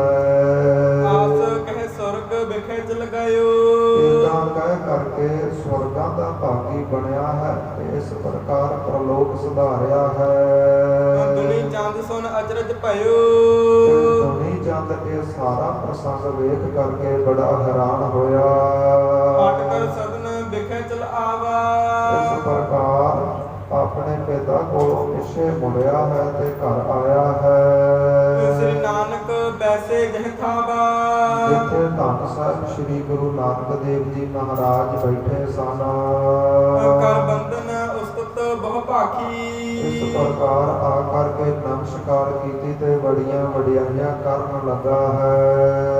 ਆਪ ਸਰਦਾ ਮੈਂ ਭਾ ਅਬਲਾਖੀ। ਮਹਾਰਾਜ ਮੇਰੇ ਅੰਦਰ ਆਪ ਜੀਆਂ ਦੇ ਪ੍ਰਤੀ ਬੜੀ ਸ਼ਰਧਾ ਭਾਵਨਾ ਹੈ। ਨਾਗਰ ਈਸ਼ਰ ਰੂਪ ਉਜਾਗਰ। ਮਹਾਰਾਜ ਆਪ ਜੀ ਸੁੰਦਰ ਸਰੂਪ ਵਾਲੇ ਹੋ। ਤੁਮ ਸਮਰੱਥ ਸਰਬ ਸੁਖ ਸਾਗਰ। ਮਹਾਰਾਜ ਤੁਸੀਂ ਸਮਰੱਥ ਹੋ, ਤੁਸੀਂ ਸਭ ਕੁਝ ਕਰਨਹਾਰ ਹੋ। ਭਗਤ ਬਚਲ ਕਰੁਣਾਕਰ ਸੁਆਮੀ। ਮਹਾਰਾਜ ਮੈਨੂੰ ਆਪਣਾ ਭਗਤ ਜਾਣ ਕਰਕੇ ਸੇਵਕ ਜਾਣ ਕਰਕੇ ਮੇਰੇ ਤੇ ਕਿਰਪਾ ਕਰੋ ਜੀ। ਦੀਨ ਬੰਦ ਪ੍ਰਭ ਅੰਤਰ ਜਾਮੀ। ਮਹਾਰਾਜ ਆਪ ਜੀ ਦੀਨ ਗਰੀਬਾਂ ਦੇ ਬੰਦੀ ਸੰਬੰਧੀ ਹੋ, ਅੰਤਰ ਜਾਮੀ ਹੋ। ਸੇਵਾ ਕਰਨ ਮੁਝੇ ਫਰਮਾਵਹੁ। ਮਹਾਰਾਜ ਹੁਣ ਮੈਨੂੰ ਵੀ ਕੋਈ ਸੇਵਾ ਬਖਸ਼ੋ ਜੀ। ਤੁਮ ਸੰਤਨ ਕੇ ਨਿਤ ਚਿਤ ਭਾਵਹੁ। ਮਹਾਰਾਜ ਨਾਮ ਜਪਣ ਵਾਲਿਆਂ ਦੇ ਤੁਸੀਂ ਚੇਤੇ ਵਿੱਚ ਹਿਰਦੇ ਵਿੱਚ ਵਸਦੇ ਹੋ। ਸੁਨ ਕਰ ਤਿਹ ਕੋ ਕਾਰਨ ਕਰਤਾਰਥ। ਇਸ ਪ੍ਰਕਾਰ ਦੁਨੀ ਚੰਦ ਨੂੰ ਸਮਝਾਉਣ ਵਾਸਤੇ ਗੁਰੂ ਨਾਨਕ ਪਾਤਸ਼ਾਹ ਜੀ ਬੋਲੇ ਦੇਨਹਾਰ ਪਰਮਾਰਥ। ਮਹਾਰਾਜ ਮੁਕਤੀ ਦੇਣ ਵਾਲੇ ਸਤਿਗੁਰੂ ਜੀ ਬੋਲੇ ਨੇ। ਹਮਰੀ ਸੂਚੀ ਰੱਖੋ ਸੰਭਾਲੀ। ਜਦੋਂ ਦੁਨੀ ਚੰਦ ਨੇ ਕਿਹਾ ਹੈ ਮਹਾਰਾਜ ਕੋਈ ਸੇਵਾ ਬਖਸ਼ੋ, ਤੇ ਗੁਰੂ ਨਾਨਕ ਪਾਤਸ਼ਾਹ ਨੇ ਆਪਣੇ ਹੱਥਾਂ ਦੇ ਨਾਲ ਇੱਕ ਸੂਈ ਫੜਾਈ ਹੈ ਕਿ ਦੁਨੀ ਚੰਦ ਜੀ ਇਹ ਸਾਡੀ ਜਿਹੜੀ ਸੂਈ ਹੈ ਨਾ, ਇਸ ਨੂੰ ਸਾਂਭ ਕੇ ਰੱਖਿਓ। ਲੈ ਬਹਿਗੇ ਪਰਲੋਕ ਅਗਾਰੀ। ਜਦੋਂ ਤੁਸੀਂ ਆਪਣਾ ਜੀਵਨ ਭੋਗ ਕੇ ਲੋਕ ਨੂੰ ਛੱਡ ਕੇ ਪਰਲੋਕ ਜਾਵੋਗੇ ਨਾ, ਉਦੋਂ ਤੋਂ ਅੱਗੇ ਲਵਾਂਗੇ। ਇਹ ਹਮਰੀ ਸੇਵਾ ਦੀਏ ਤੋ ਵੀ। ਇਹੀ ਸਾਡੀ ਸੇਵਾ ਹੈ, ਬਸ ਇਹਨੂੰ ਸੇਵਾ ਜਾਣ ਕੇ ਸਾਂਭ ਲਵੋ। ਔਰ ਨ ਕਛ ਅਬਲਾਖਾ ਮੋਹੀ। ਹੋਰ ਤੁਹਾਡੇ ਤੋਂ ਕੋਈ ਸੇਵਾ ਨਹੀਂ ਲੈਣੀ, ਨਾ ਹੀ ਸਾਡੀ ਇੱਛਾ ਹੈ। ਸੁਣ ਕਰ ਦੁਨੀ ਚੰਦ ਅਸਬੈਨਾ। ਦੁਨੀ ਚੰਦ ਧੰਨ ਸਾਹਿਬ ਸ੍ਰੀ ਗੁਰੂ ਨਾਨਕ ਦੇਵ ਜੀਆਂ ਦੇ ਬਚਨ ਸੁਣ ਕਰਕੇ ਲੈ ਸੂਚੀ ਗਮਨਿਓ ਨਿਜ ਐਨਾ। ਗੁਰੂ ਨਾਨਕ ਪਾਤਸ਼ਾਹ ਤੋਂ ਸੂਈ ਫੜ ਕਰਕੇ ਇਸ ਪ੍ਰਕਾਰ ਆਪਣੇ ਹੋਰਾਂ ਕਮਰਿਆਂ ਅੰਦਰ ਗਿਆ ਹੈ। ਕਹੇ ਭਾਰਜਾ ਸੋਬਤ ਸੋਈ। ਤੇ ਆਪਣੇ ਘਰਾਂ ਵਾਲੀ ਨੂੰ ਜਾ ਕੇ ਕਹਿਣ ਲੱਗਾ ਹੈ ਇਹ ਸੂਚੀ ਰੱਖ ਜਾਇ ਨ ਕੋਈ। ਦੁਨੀ ਚੰਦ ਆਪਣੇ ਘਰਾਂ ਵਾਲੀ ਤਾਂ ਹੀ ਕਹਿੰਦਾ ਹੈ, ਹੇ ਮੇਰੀ ਪਤਨੀ ਇਹ ਸਤਿਗੁਰਾਂ ਨੇ ਸਾਨੂੰ ਸੂਈ ਸਾਂਭਣ ਵਾਸਤੇ ਦਿੱਤੀ ਹੈ, ਇਸ ਨੂੰ ਸੰਭਾਲ ਕੇ ਰੱਖਿਓ ਜੀ। ਗੁਰਲੇਬ ਹੈ ਪਰਲੋਕ ਕੇ ਮਾਹੀ। ਤੇ ਗੁਰੂ ਨਾਨਕ ਪਾਤਸ਼ਾਹ ਸਾਥੋਂ ਪਰਲੋਕ ਵਿੱਚ ਇਹ ਸੂਈ ਲੈਣਗੇ। ਅਪਰ ਸਥਾਨ ਲੇਤ ਸੋ ਨਾਹੀ। ਇੱਥੇ ਲੋਕ ਦੇ ਵਿੱਚ ਸਾਥੋਂ ਇਹ ਸੂਈ ਨਹੀਂ ਲੈਣੀ। ਜਦੋਂ ਅਸੀਂ ਜੀਵਨ ਭੋਗ ਕੇ ਪਰਲੋਕ ਗਏ, ਉਥੋਂ ਸਾਥੋਂ ਇਹ ਸੂਈ ਲੈਣਗੇ ਜੀ। ਰੱਖੋ ਭਲੀ ਪ੍ਰਕਾਰ ਸੰਭਾਲੀ। ਇਸ ਲਈ ਚੰਗੀ ਤਰ੍ਹਾਂ ਇਸ ਸੂਈ ਨੂੰ ਸਾਂਭ ਲਵੋ। ਤਬ ਦੇ ਹੈ ਜਬ ਲਹਿ ਅਗਾਰੀ। ਜਦੋਂ ਅੱਗੇ ਸਾਥੋਂ ਪਾਤਸ਼ਾਹ ਇਹ ਸੂਈ ਮੰਗਣਗੇ, ਉਦੋਂ ਦੇਵਾਂਗੇ। ਸੁਨ ਕਾ ਸੁਨਤ ਹੈ ਤੀਏ ਕਹੇ ਬਚ ਐਸੇ। ਦੁਨੀ ਚੰਦ ਬਾਣੀਏ ਦੀ ਜਿਹੜੀ ਪਤਨੀ ਹੈ, ਆਪਣੇ ਪਤੀ ਦੇ ਬਚਨ ਸੁਣ ਕਰਕੇ ਬੋਲੀ ਹੈ, ਆਗੇ ਲੈ ਜਾਗ ਹੋਗੇ ਕੈਸੇ। ਇਹ ਪਤੀ ਜੀ ਭਲਾ ਇਹ ਸੂਈ ਆਪਾਂ ਲੋਕ ਨੂੰ ਛੱਡ ਕੇ ਪਰਲੋਕ ਕਿਵੇਂ ਲੈ ਜਾਵਾਂਗੇ। ਨਿਤ ਸੰਗੀ ਜੋ ਦੇਹ ਵਿਚਾਰੀ। ਦੇਖੋ ਜਿਹੜਾ ਸਰੀਰ ਆ ਇਹ ਜਨਮ ਤੋਂ ਆਪਣੇ ਨਾਲ ਹੈ। ਹਰ ਰੋਜ਼ ਇਹਦੇ ਵਾਸਤੇ ਆਪਾਂ ਕਮਾਉਂਦੇ ਹਾਂ, ਇਸ ਸਰੀਰ ਦੀ ਪਾਲਣਾ ਕਰਦੇ ਹਾਂ, ਇਸ ਨੂੰ ਨਿਭਾਉਂਦੇ ਹਾਂ। ਇਸ ਪ੍ਰਕਾਰ ਜਿਹੜਾ ਸਰੀਰ ਜਨਮ ਤੋਂ ਸਾਡੇ ਨਾਲ ਹੈ, ਸੁਣ ਕਰ ਵਿਚਾਰ ਕਰ ਸੋ ਲੈ ਇਹ ਆਵਾ। ਸਰੀਰ ਹੀ ਸਾਡੇ ਨਾਲ ਨਹੀਂ ਜਾਣਾ ਤੇ ਭਲਾ ਇਹ ਸੂਈ ਕਿਵੇਂ ਜਾਵੇ। ਜਦੋਂ ਏਦਾਂ ਪਤਨੀ ਦੇ ਬਚਨ ਸੁਣੇ ਨੇ ਤੇ ਵਿਚਾਰ ਕਰਨ ਲੱਗਾ ਹੈ। ਪਾਸ ਬੈਸ ਕਰ ਬਚਨ ਤੇ ਅਲਾਵਾ। ਸੂਈ ਨੂੰ ਲੈ ਕਰਕੇ ਗੁਰੂ ਨਾਨਕ ਦੇਵ ਜੀਆਂ ਕੋਲ ਬੈਠਾ ਹੈ, ਕਹਿਣ ਲੱਗਾ ਹੈ, ਨਹੀਂ ਆਗੇ ਇਹ ਸੂਚੀ ਜਾਵੇ।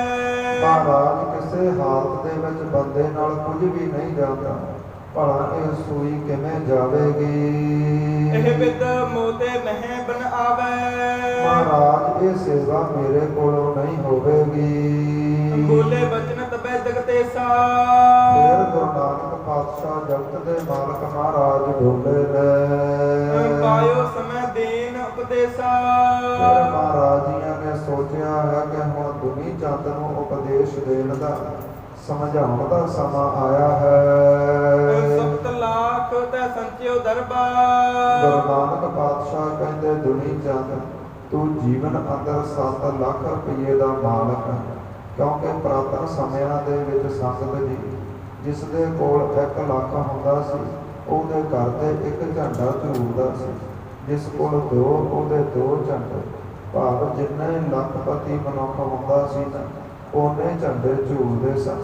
ਅਕਸਰ ਆਪਾਂ ਵੀ ਇਹ ਬਚਨ ਕਹਿ ਦਿੰਦੇ ਹਾਂ ਵੀ ਤੇਰੇ ਬੜੇ ਝੰਡੇ ਝੂਲਦੇ ਨੇ। ਇਹ ਬਚਨ ਇੱਥੋਂ ਹੀ ਪੈਦਾ ਹੋਇਆ ਹੈ। ਜਿੰਨੇ ਪੈਸਿਆਂ ਦਾ ਮਨੁੱਖ ਮਾਲਕ ਹੁੰਦਾ ਸੀ ਨਾ, ਜਿੰਨੇ ਲੱਖਾਂ ਦਾ, ਉਹਨੇ ਹੀ ਝੰਡੇ ਝੂਲਦੇ ਸਨ। ਤੇ ਦੁਨੀ ਚੰਦ ਦੇ ਇਸ ਪ੍ਰਕਾਰ ਮਹਿਲਾਂ ਦੇ ਉੱਪਰ 7 ਝੰਡੇ ਝੂਲਦੇ ਸਨ। ਤੇ ਗੁਰੂ ਨਾਨਕ ਪਾਤਸ਼ਾਹ ਕਹਿਣ ਲੱਗੇ, ਦੁਨੀ ਚੰਦ ਜਿਹੜਾ 7 ਲੱਖ ਕਮਾਇਆ ਹੈ, ਸੋ ਕੈਸੇ ਲੈ ਜਾਵੇ ਸਰਬਾ। ਤੂੰ ਮੈਨੂੰ ਦੱਸਣਾ ਕਰ, ਜੇ ਇੱਕ ਇਹ ਛੋਟੀ ਜੀ ਸੂਈ ਪਰਲੋਕ ਵਿੱਚ ਨਾਲ ਨਹੀਂ ਜਾ ਸਕਦੀ, ਬੰਦੇ ਦੇ ਨਾਲ ਨਹੀਂ ਜਾ ਸਕਦੀ, ਤੇ ਫਿਰ ਐਨੀ ਮਾਇਆ ਜਿਹੜੀ ਕਮਾਈ ਹੈ ਇਹਨੂੰ ਕਿਵੇਂ ਨਾਲ ਲੈ ਕੇ ਜਾਵੇਗਾ। ਧਨ ਕੋ ਸੰਚ ਕਰਹਿ ਬਹੁ ਕਲਮਲ। ਤੈਨੂੰ ਧਨ ਨੂੰ ਕਮਾਉਣ ਵਾਸਤੇ ਹਰ ਰੋਜ਼ ਬੜਾ ਪਾਪ ਕਰਦਾ ਹੈ, ਬੜੇ ਪਾਪ ਕਮਾਉਂਦਾ ਹੈ। ਬੋਲੇ ਕੂੜ ਕਰਤ ਹੈ ਛਲ ਬਲ। ਲੋਕਾਂ ਦੇ ਨਾਲ ਛਲ ਬਲ ਕਰਦਾ ਹੈ, ਠੱਗੀਆਂ ਕਰਦਾ ਹੈ, ਧੋਖੇ ਕਰਦਾ ਹੈ, ਆਪਣਿਆਂ ਦੇ ਹੱਕ ਮਾਰਦਾ ਹੈ। ਇਸ ਪ੍ਰਕਾਰ ਲੋਕਾਂ ਤਾਈਂ ਝੂਠ ਬੋਲ ਬੋਲ ਕਮਾਈ ਮਾਇਆ ਤੇਰੇ ਨਾਲ ਭਲਾ ਕਿਵੇਂ ਜਾਵੇਗੀ। ਆਗੇ ਸੰਗ ਨਾ ਹੋਤ ਸਹਾਈ। ਇਹ ਦੁਨੀ ਚੰਦ ਮੇਰੇ ਮਿੱਤਰ, ਇਹ ਮਾਇਆ ਤੇਰੇ ਨਾਲ ਅੱਗੇ ਸਹਾਈ ਨਹੀਂ ਹੋਵੇਗੀ। ਸੰਚਤ ਸੰਚਤ ਔਦ ਵਿਹਾਈ। ਜਿਸ ਨੂੰ ਕਮਾਉਂਦਿਆਂ ਕਮਾਉਂਦਿਆਂ ਤੂੰ ਆਪਣਾ ਜੀਵਨ ਸਾਰਾ ਹੀ ਵਿਅਰਥ ਗਵਾਇਆ ਹੈ। ਪਰਿਓ ਰਹਿ ਧਨ ਮ੍ਰਿਤੂ ਸੋ ਆਈ। ਜਦੋਂ ਤੇਰੀ ਮੌਤ ਆਵੇਗੀ ਨਾ, ਇਹ ਕਮਾਇਆ ਹੋਇਆ ਧੋਖਿਆਂ ਦੇ ਨਾਲ ਧਨ ਤੇਰਾ ਘਰੇ ਹੀ ਪਿਆ ਰਹਿ ਜਾਵੇਗਾ। ਕਰਤ ਪਾਪ ਸੋ ਜੀਵ ਪੰਚਾਈ। ਇਸ ਪ੍ਰਕਾਰ ਜੇਤੇ ਪਾਪ ਕੀਏ ਰਾਖੇ ਤਲੇ ਦੁਲਾਏ, ਪ੍ਰਗਟ ਪਾਏ ਨਿਧਾਨ ਸਭ ਜਬ ਪੁੱਛੇ ਧਰਮ ਰਾਏ। ਤੇ ਜਦੋਂ ਧਰਮ ਰਾਏ ਨੇ ਇਸ ਪ੍ਰਕਾਰ ਤੇਰੇ ਬਾਰੇ ਪੁੱਛਿਆ, ਤੇਰੇ ਕੀਤੇ ਹੋਏ ਗੁਨਾਹ ਤੂੰ ਲੁਕਾ ਨਹੀਂ ਸਕਦਾ, ਉਹ ਆਪਣੇ ਆਪ ਹੀ ਪ੍ਰਗਟ ਹੋ ਜਾਣਗੇ। ਇਸ ਪ੍ਰਕਾਰ ਕਰਤ ਪਾਪ ਜੋ ਜੀਵ ਪਹੁੰਚਾਈ, ਤੇ ਜੀਵਨ ਅੰਦਰ ਪਾਪ ਕਰ ਕਰਕੇ ਜਿਹੜੀ ਕਮਾਈ ਇਕੱਠੀ ਕੀਤੀ ਹੈ, ਇਹਦੇ ਪ੍ਰਕਾਰ ਹੀ ਤੈਨੂੰ ਜੀਵਨ ਮਿਲੇਗਾ। ਇਸ ਪ੍ਰਕਾਰ ਹੀ ਤੈਨੂੰ ਜੂਨ ਮਿਲੇਗੀ। ਬਹੁ ਪਰਪੰਚ ਕਰ ਪਰ ਧਨ ਲਿਆਵੈ, ਸੁਤ ਦਾਰਾ ਕਹਿ ਆਨ ਲੁਟਾਵੈ। ਮਨ ਮੇਰੇ ਭੂਲੇ ਕਬ ਧਨ ਕੀਜੈ, ਅੰਤ ਨਬੇਰਾ ਤੇਰੇ ਜੀ ਪਹਿ ਲੀਜੈ। ਸਰਿਓ ਦਰਬ ਤੇ ਕੌਨੇ ਕਾਮਾ। ਇਹ ਦੁਨੀ ਚੰਦ ਭਲਾ ਪਰਲੋਕ ਦਾ ਕਿਹੜਾ ਕੰਮ ਇਸ ਮਾਇਆ ਨੇ ਸਵਾਰਿਆ ਹੈ। ਬਿਨਾ ਪੁੰਨ ਦੇ ਦੁੱਖ ਕੋ ਧਾਮਾ। ਇਸ ਪ੍ਰਕਾਰ ਕੋਈ ਜੀਵਨ ਅੰਦਰ ਪੁੰਨ ਨਹੀਂ ਕੀਤਾ ਤੇ ਦੁੱਖਾਂ ਦਾ ਘਰ ਹੀ ਪ੍ਰਾਪਤ ਹੋਵੇਗਾ। ਦੁਨੀ ਚੰਦ ਸੁਣ ਗਿਰਾ ਉਚਾਰੀ। ਤੇ ਦੁਨੀ ਚੰਦ ਨੇ ਸਤਿਗੁਰਾਂ ਦੇ ਐਸੇ ਬਚਨ ਸੁਣ ਕਰਕੇ ਇਸ ਪ੍ਰਕਾਰ ਬੇਨਤੀ ਕੀਤੀ ਹੈ। ਕਿਸ ਪ੍ਰਕਾਰ ਸਮਝਾਏ ਅਗਾਰੀ। ਮਹਾਰਾਜ ਫਿਰ ਤੁਸੀਂ ਦੱਸ ਦਿਓ, ਜਿਹੜੀ ਜੀਵਨ ਅੰਦਰ ਕਮਾਈ ਹੋਈ ਬੰਦੇ ਦੀ ਮਾਇਆ ਭਲਾ ਇਹ ਕਿਵੇਂ ਨਾਲ ਜਾਂਦੀ ਹੈ। ਸੋ ਕਰੁਣਾ ਕਰ ਮੁਝੇ ਬਤਾਵੋ। ਮੇਰੇ ਤੇ ਕਿਰਪਾ ਕਰੋ, ਮੈਨੂੰ ਸਮਝਾਉਣਾ ਕਰੋ, ਦੱਸਣਾ ਕਰੋ ਜੀ। ਦੀਨ ਜਾਨ ਉਪਦੇਸ਼ ਦ੍ਰਿੜਾਵੋ। ਮੈਨੂੰ ਆਪਣਾ ਸੇਵਕ ਜਾਣ ਕਰਕੇ ਦੱਸਣਾ ਕਰੋ ਜੀ। ਗੁਰੂ ਭਨੇ ਸੁਣੀਏ ਦੇ ਚੀਤਾ। ਤੇ ਗੁਰੂ ਨਾਨਕ ਦੇਵ ਜੀ ਕਹਿਣ ਲੱਗੇ, ਦੁਨੀ ਚੰਦ ਫਿਰ ਧਿਆਨ ਦੇ ਤੇ ਸੁਣਨਾ ਕਰ। ਇਸ ਪ੍ਰਾਨੀ ਕੋ ਤੀਨੋਂ ਮੀਤਾ। ਜੀਵਨ ਅੰਦਰ ਮਨੁੱਖ ਦੇ ਜਿਹੜੇ ਤਿੰਨ ਮਿੱਤਰ ਹੁੰਦੇ ਨੇ। ਦਰਬ ਪਰਿਵਾਰ ਕਰਮ ਲਖ ਲੀਜੈ।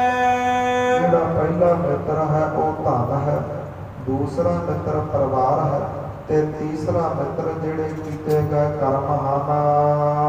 ਜਸ ਸੰਗੀ ਤਸ ਦਸਾ ਸੁਨੀਜੈ। ਤੇ ਜਿਸ ਦੀ ਵੀ ਮਨੁੱਖ ਸੰਗਤ ਕਰਦਾ ਹੈ ਨਾ ਮਾਇਆ ਦੀ, ਪਰਿਵਾਰ ਦੀ, ਕਰਮਾਂ ਦੀ, ਐਸੀ ਉਸ ਨੂੰ ਜੂਨ ਪ੍ਰਾਪਤ ਹੁੰਦੀ ਹੈ। ਜੈਸੀ ਸੰਗਤ ਕਰਦਾ ਹੈ ਉਹੋ ਜੀ ਰੰਗਤ ਚੜ੍ਹਦੀ ਹੈ। ਜਪ ਲੋ ਪ੍ਰਾਨ ਰਹਿ ਤਨ ਮਾਹੀ। ਜਦੋਂ ਤੱਕ ਤਾਂ ਦੁਨੀ ਚੰਦ ਸਰੀਰ ਅੰਦਰ ਸਵਾਸ ਕੇ ਸਾਹ ਚੱਲਦੇ ਨੇ, ਤਬ ਲੋ ਧਨ ਮਿਤ ਬਹਰੋ ਨਾਹੀ।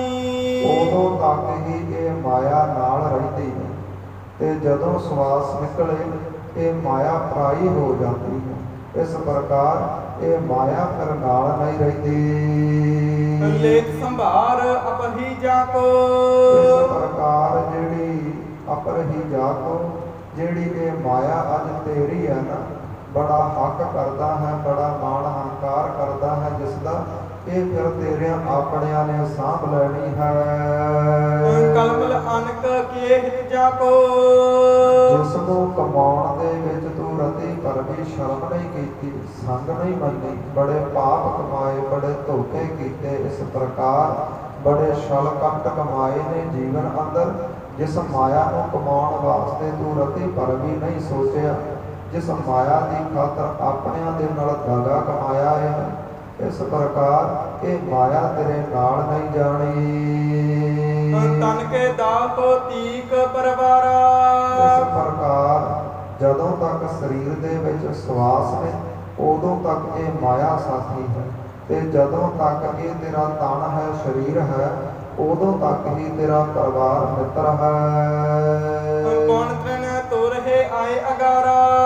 ਤੇ ਜਦੋਂ ਇਹ ਜਿਹੜਾ ਤੇਰਾ ਤਨ ਖਤਮ ਹੋ ਗਿਆ, ਤਨ ਦੇ ਵਿੱਚੋਂ ਇਸ ਪ੍ਰਕਾਰ ਸਵਾਸ ਨਿਕਲ ਗਏ ਹਨ, ਤੇ ਫਿਰ ਤੇਰੇ ਜਿਹੜੇ ਸਾਕ ਸੰਬੰਧੀ ਹਨ ਉਹ ਇਸ ਪ੍ਰਕਾਰ ਤੀਲੇ ਤੋੜ ਦੇਣਗੇ, ਡੰਡੇ ਤੋੜ ਦੇਣਗੇ, ਜਿਵੇਂ ਬੰਕਰਾਂ ਚ ਰਸਤਿਆਂ ਵਿੱਚ ਖਿਲਾਰ ਕੇ ਤੋੜੀਆਂ ਜਾਂਦੀਆਂ ਨੇ ਨਾ, ਕਿ ਅੱਜ ਤੋਂ ਤੇਰੀ ਔਰ ਸਾਡੀ ਟੁੱਟੀ, ਅੱਜ ਤੋਂ ਵੇਖੀ ਕਿਤੇ ਹੁਣ ਘਰੇ ਨਾ ਆ ਜਾਵੇਂ, ਤੇ ਪ੍ਰੇਤ ਪ੍ਰੇਤ ਕਰਕੇ ਤੈਨੂੰ ਬੋਲਣਗੇ। ਇਸ ਪ੍ਰਕਾਰ ਮਹਾਰਾਜ ਗੁਰਬਾਣੀ ਅੰਦਰ ਬਖਸ਼ਿਸ਼ ਕਰਦੇ ਨੇ, ਸੁਖ ਮੈਂ ਆਨ ਬਹੁਤ ਮਿਲ ਬੈਠਤ ਰਹਿਤ ਚਾਹੂ ਦਿਸ ਘੇਰਾ, ਬਿਪਤ ਪਰੀ ਸੰਗ ਹੀ ਸੰਗ ਛਾੜਤ ਕੋ ਨ ਆਵਤ ਨੇਰਾ, ਘਰ ਕੀ ਨਾਰ ਬਹੁਤ ਹਿਤ ਜਾਸਿਆ ਸਦਾ ਰਹਿਤ ਸੰਗ ਲਾਗੀ, ਜਬ ਹੀ ਹੰਸ ਤਜੀ ਇਹ ਕਾਇਆ ਪ੍ਰੇਤ ਪ੍ਰੇਤ ਕਰ ਭਾਗੀ।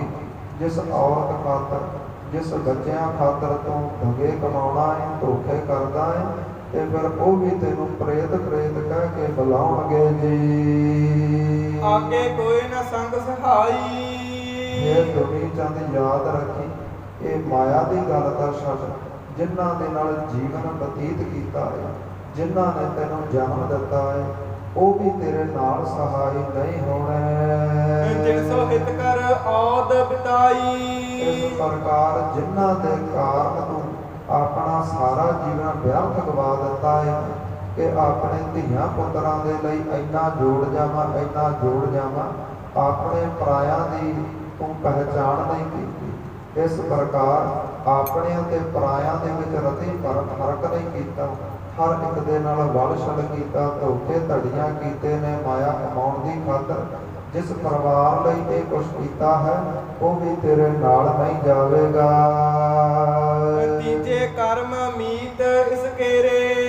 ਤੇ ਜਿਹੜਾ ਤੀਸਰਾ ਮਿੱਤਰ ਹੈ ਨਾ ਮਨੁੱਖ ਦਾ, ਉਹ ਕਰਮ ਹੁੰਦੇ ਨੇ। ਜੈਸੇ ਕਰਮ ਕਰਦਾ ਹੈ ਉਸਾ ਹੀ ਫਲ ਪਾਉਂਦਾ ਹੈ। ਸੇਵਕ ਸੰਗੀ ਜਾਹੇ ਅਗੇਰੇ। ਤੇ ਯਾਦ ਰੱਖੀ, ਤੇਰਾ ਧਨ ਵੀ ਇੱਥੇ ਰਹਿ ਜਾਵੇਗਾ, ਤੇਰਾ ਤਨ ਵੀ ਇੱਥੇ ਸੜ ਜਾਵੇਗਾ। ਪਰ ਜਿਹੜੇ ਕੀਤੇ ਗਏ ਕਰਮ ਉਹ ਇੱਥੇ ਵੀ ਬੰਦੇ ਦੇ ਨਾਲ ਰਹਿੰਦੇ ਨੇ ਤੇ ਪਰਲੋਕ ਵਿੱਚ ਵੀ ਨਾਲ ਜਾਂਦੇ ਨੇ। बुरे के भले करे है जैसे। ਇਹ ਭਾਈ ਦੁਨੀ ਚੰਦ ਇਹ ਸਰੋਤਾ ਜਨੋ ਸਾਡੀ ਮਰਜ਼ੀ ਹੈ ਕਿ ਅਸੀਂ ਜੀਵਨ ਅੰਦਰ ਕੈਸੇ ਕਰਮ ਕਮਾਉਣੇ ਨੇ, ਕੈਸਾ ਜੀਵਨ ਕਮਾਉਣਾ ਹੈ। फल देवे तस हटे न कैसे। ਇਸ ਪ੍ਰਕਾਰ ਜਿਹੜੇ ਫਲ ਤੋਂ ਭੋਗੇ ਨੇ, ਜਿਹੜੇ ਕਰਮ ਤੋਂ ਭੋਗੇ ਨੇ, ਉਹੀ ਫਲ ਤੈਨੂੰ ਮਿਲਣੇ ਨੇ, ਇਹ ਮਿਟਣੇ ਨਹੀਂ। इस बिद हृदय विचार करीजे।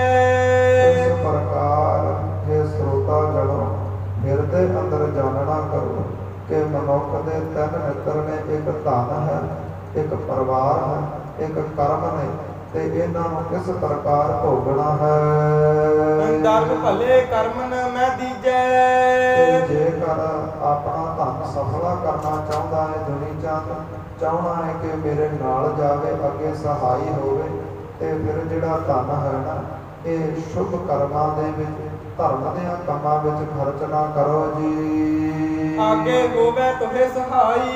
ਫਿਰ ਇਹ ਤੇਰਾ ਖਰਚਿਆ ਧਨ ਅੱਗੇ ਸਹਾਈ ਹੋਵੇਗਾ। सतनाम जपिए ਤੇ लिवलाई। ਜੀਵਨ ਅੰਦਰ ਹਮੇਸ਼ਾ ਸਤਨਾਮ ਵਾਹਿਗੁਰੂ ਦਾ ਜਾਪ ਲਿਵ ਲਾ ਕੇ ਜਪਣਾ ਚਾਹੀਦਾ ਹੈ। सब संगत को करो मिलापा।